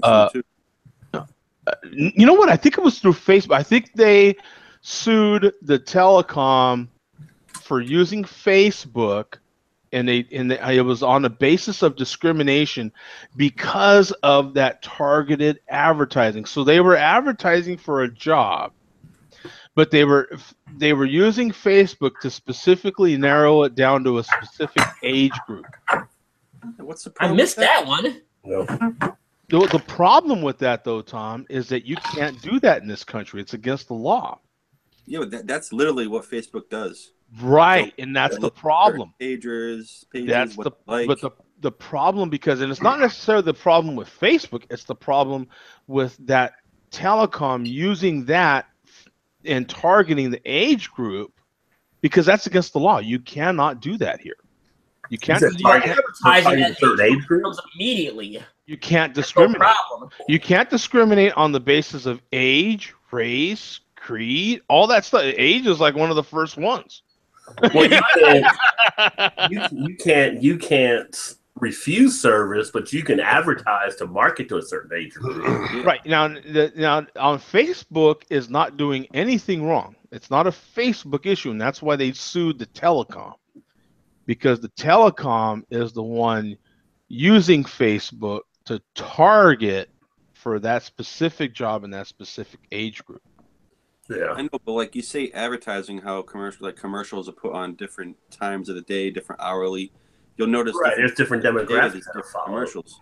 Yeah, exactly. They'll go towards. They know who's watching usually, percentage-wise, or right. But that's an advertisement, not a job. But it's still advertising a job. It gets into a gray area. I mean, like when I was in advertising at school, we basically knew the Nielsen ratings, knew when to position stuff to get the best target. Social media, you're still doing the same thing. It's just a different product you might be doing. So I don't know how it gets into the labor law, but well, this is advertising for specific jobs. Apply, that sort of thing. That's not a gray area. That's we want you, and they targeted this specific age group. That's a huge issue. It's a problem. Well, it's against the law. But if it's a job where you need like a younger body, you could advertise for anybody and the old person shows up. I mean, in a realistic world, you're not going to hire them anyway. Okay, it's kind of like the Rooney Rule of football, right? You got to pay homage to a minority coach, but if you already know who you're going to hire, But that you can't say that. You can't. You're like, come on in, Joe. We're gonna take a look at you. You're like, man, I know I ain't got this damn job. Right. Well, I mean, look at the Steelers. The Steelers weren't gonna hire Tomlin until they were forced to interview him. He walked in the room. Okay. He walked in the room. They were so impressed with him, they hired him as their head coach. And the Steelers are known for not hiring coaches. Well, they created the rule, though, so it would be no surprise. Yeah. They created the Rooney Rule, right? But at the time, they weren't going to interview him. Yeah, they were forced to, and it's because of that they have their coach now. They were that impressed with him. Where was he before Pittsburgh? Oh, he used to be a Steeler, didn't he? Wasn't he one of their players, linebacker? No. Oh, he wasn't a player. Okay. No, not for the Steelers. No. But he played for somebody. He played for somebody, and he was a defensive coordinator for the Vikings. Maybe Andrew. I don't follow the Queens. I don't have time for that 3-letter drama. Okay, he was drafted. Okay, hold on a second. I say that. My tax dollars built their stadium. I don't need to follow them. Yeah, and he was drafted by the Colts and played for the Montreal Alouettes. You know. Oh, okay. He went to VMI. Let's see here. Blah blah blah blah blah. With the Memphis. Okay. Wow. He was a defensive backs coach for University of Cincinnati. He was a defensive backs coach for the Buccaneers in 2001. That's where in 2006 Vikings. So he was part of Dungy's tree then, which got him probably a step up. Yeah, he was part of Brad Childress' staff. He was the defensive coordinator. Yeah, you'll notice a lot of these coaches had great coaches above them. Yeah. It's funny because some of the coaches you'll see when they're tracking back is like 4 or 5 coaches, like all these other coaches came out of, it seems. The only thing I know about the Vikings is Stoneface is still working for them. Who's Stoneface? Who's Stoneface?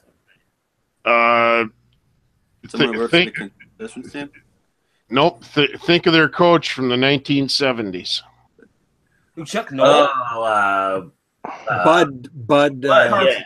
Yep, Bud Grant. He's still working in their front offices yet, and he's over. I think he's pushing 90 some years old yet. Wow, he's still going strong. Yeah. Well, I'm interested in watching the quarterback, who is now the quarterback for the 49ers.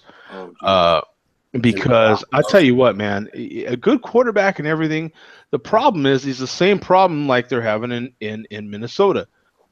That dude is made of glass. Am I the only one that remembers he played a couple of games and got hurt? You know what I'm saying? He's made of glass. I'm waiting for the minute when he gets hurt. Now, the Rams are known for hurting some quarterbacks, and we're going to go play him this weekend. And I'm not saying we're going to hurt him. I'm just saying, like, the guy is made of glass, and he already has played 2-3 ball games. And watch out.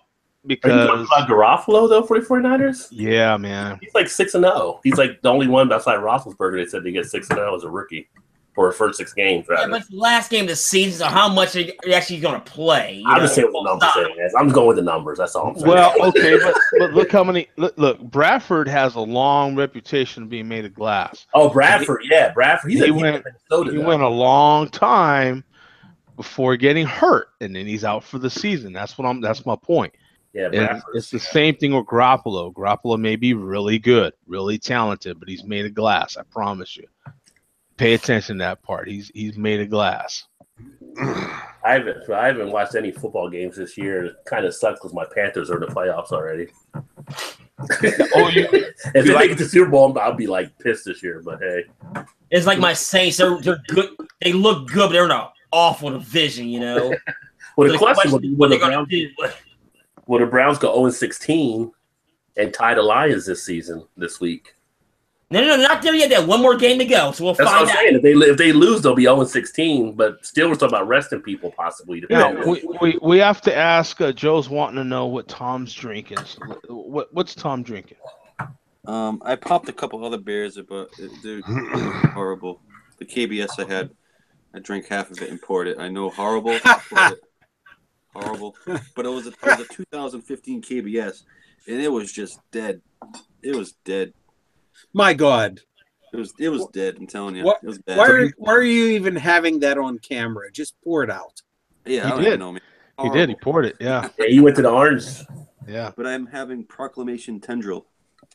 Is that any IPA? What is that? It's an IPA. It's like a West meets East Coast. Oh, okay. Type of thing. It's like juicy, but like piney bitterness and topping type thing. Wow. Well, let's see, that one there that he's having is, and we'll cover it real quick, and then we'll have to get out of here, guys. This one's long enough. So 9,000 totals on here. 681 in the last 30 days.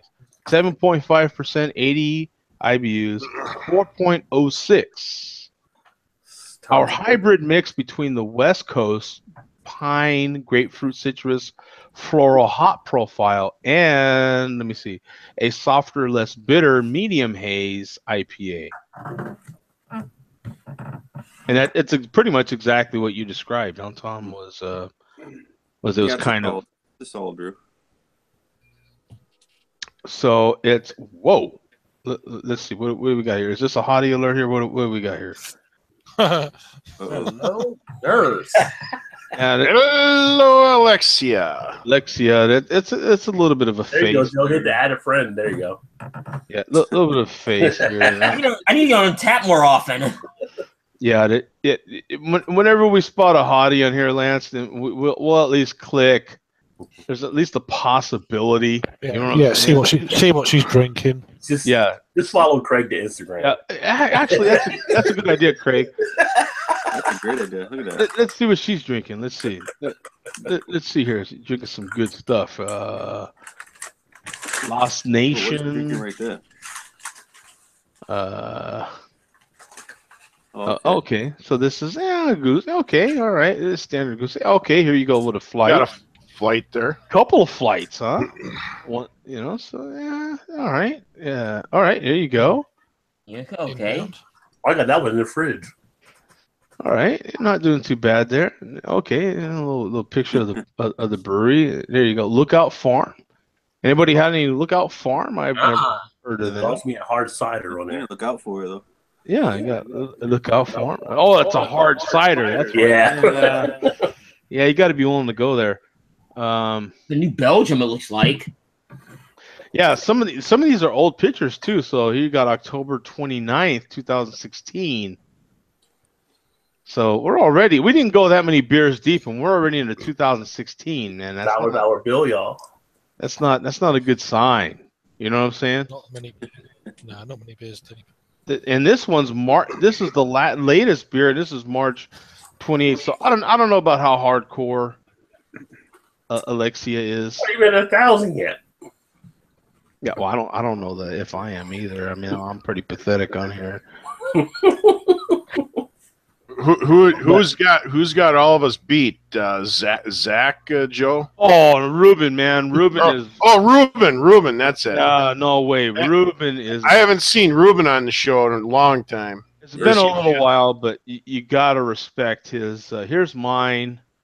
Yeah, see, look at that. I'm pretty. Yeah, this is disgusting. Oh, you're low too. Yeah, this is disgusting. Yeah, Ruben will drink like 10 beers and never put them in, and then 2 weeks later he'll put like 30 beers in. Yeah, yep. No, Ruben's got thousands of.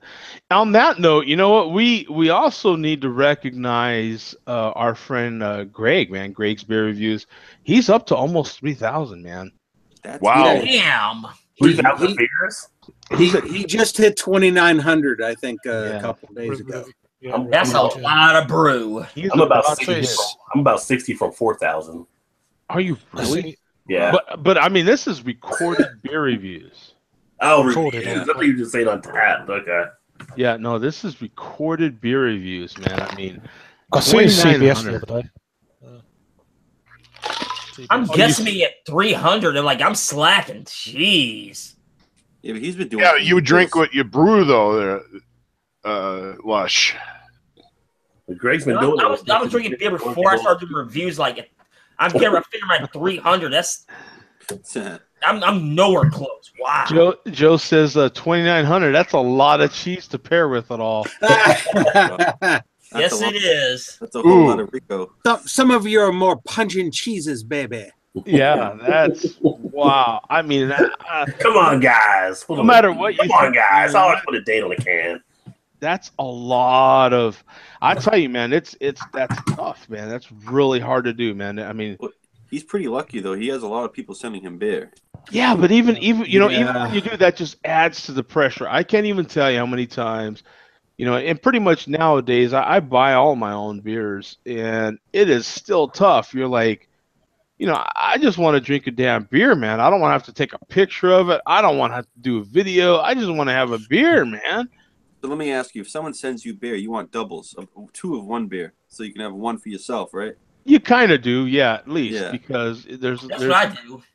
There's a lot of self pressure, to okay, now I have to make some videos. How many beers do you think you have right now in your house? Oof.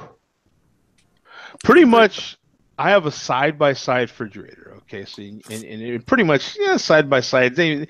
Some are a little smaller, a little bigger, but they're pretty much all the same, similar size, right? And most of that fridge is full of beer. Because I am single, I don't have to, please another half or anything. So you don't have to buy too much groceries. Yeah, and then I do have a couple of, 2 or 3 shelves in my pantry full of beer as well. And you keep them all in the fridge pretty much until you're ready to drink them, or you don't put any. Yeah, pretty much. Basement. Like I said, I do have quite a few of them in the pantry though. Okay. And then right now, a lot of those beers that I got in that last beer haul, I just put them back in the box that they gave me at Total Wine, and put them in the garage actually, because it's not as cold as where Andrew's at, but it's just cool enough to where the garage will keep those beers. Probably, I would imagine a good in the 50s somewhere. Yeah, in my basement right now, it's probably about like 68 degrees. Wow. That's wow. Yeah, so that'd be a good place to keep your beers right now. So it just depends on where you live and what your housing conditions are like. But yeah, I've got lots of beers to get to. I was hoping to get to some of them today, and it just didn't quite happen. I started watching season 2 of The Crown. Anybody getting into that? Hey, Craig, what do you think of The Crown, man? Have you watched it on Netflix? No, I've not.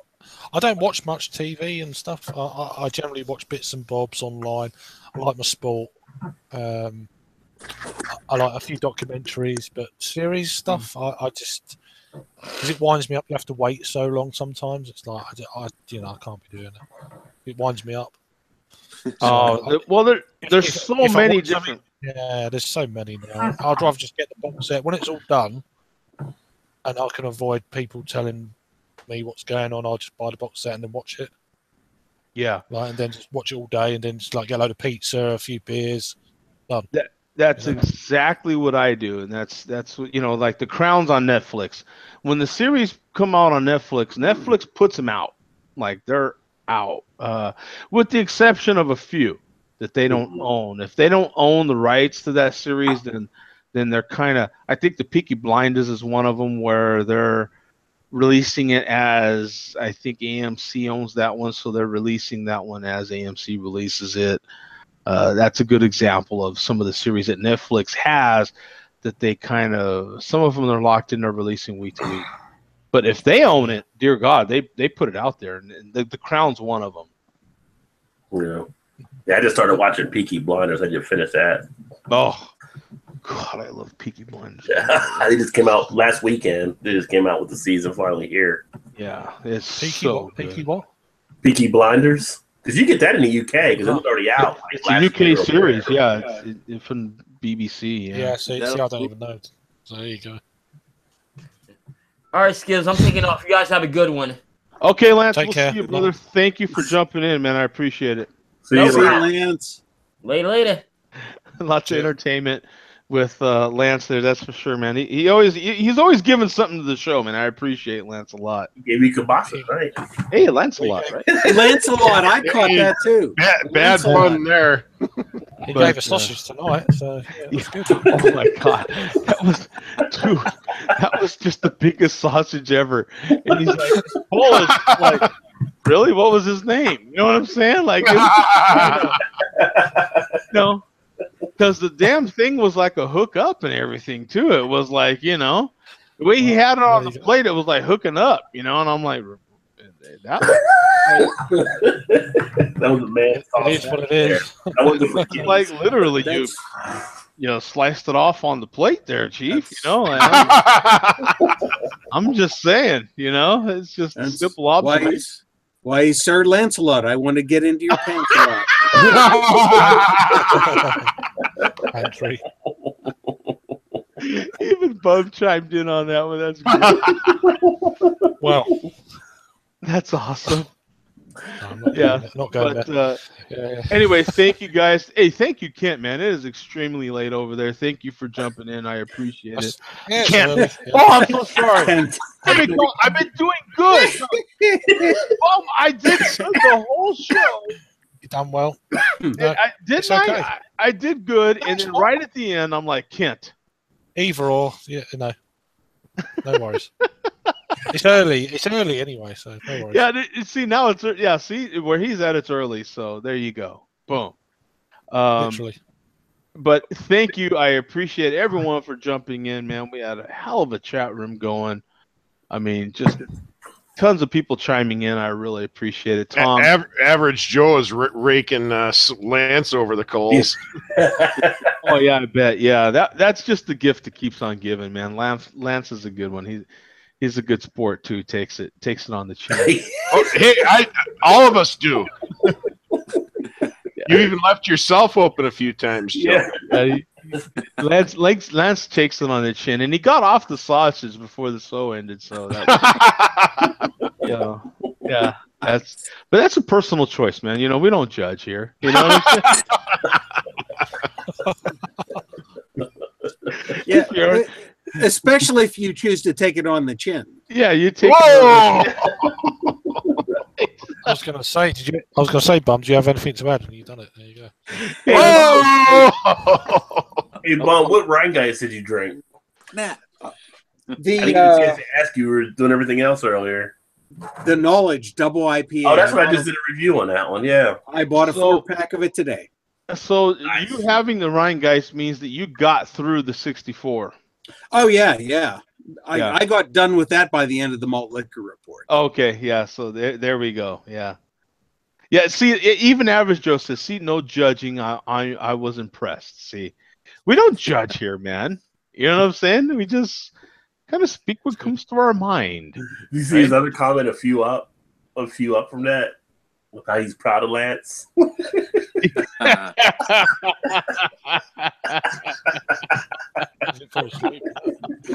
That you got to be in. You got to. He didn't fall asleep, and he took down 12 inches of sausages, all while drinking Natty Daddy. Yeah, you got to be in the chat to see that one.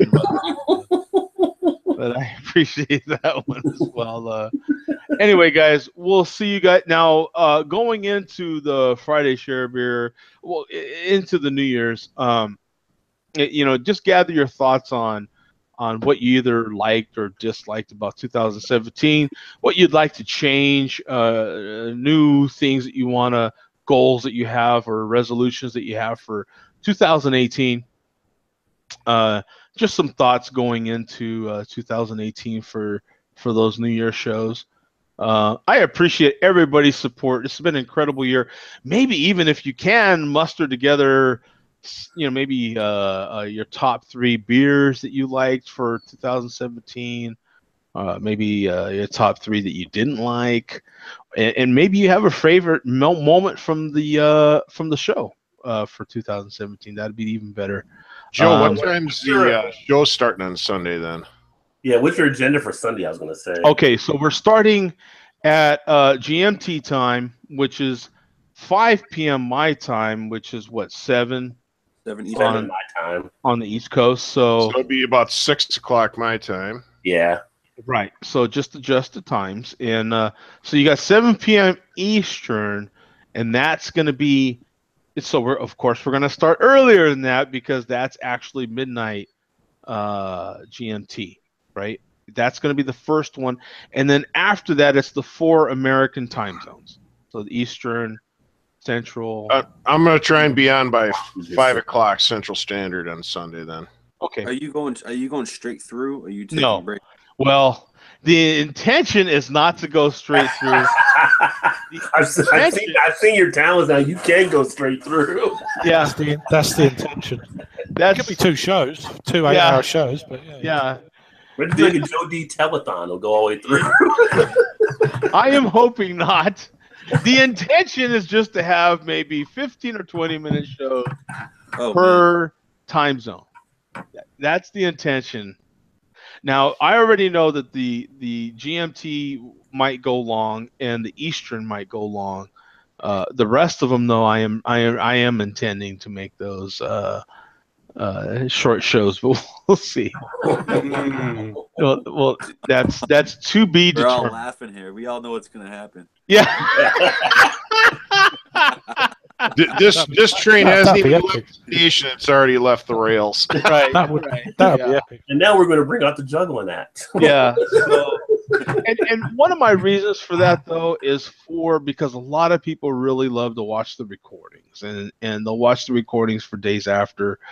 They're going to be. What's kind of funny though, because some of these longer shows, people have really been dialing in for those. But the intention is look at that one 6-hour show that you did on this Saturday. I don't think a Saturday one. We went for like 6.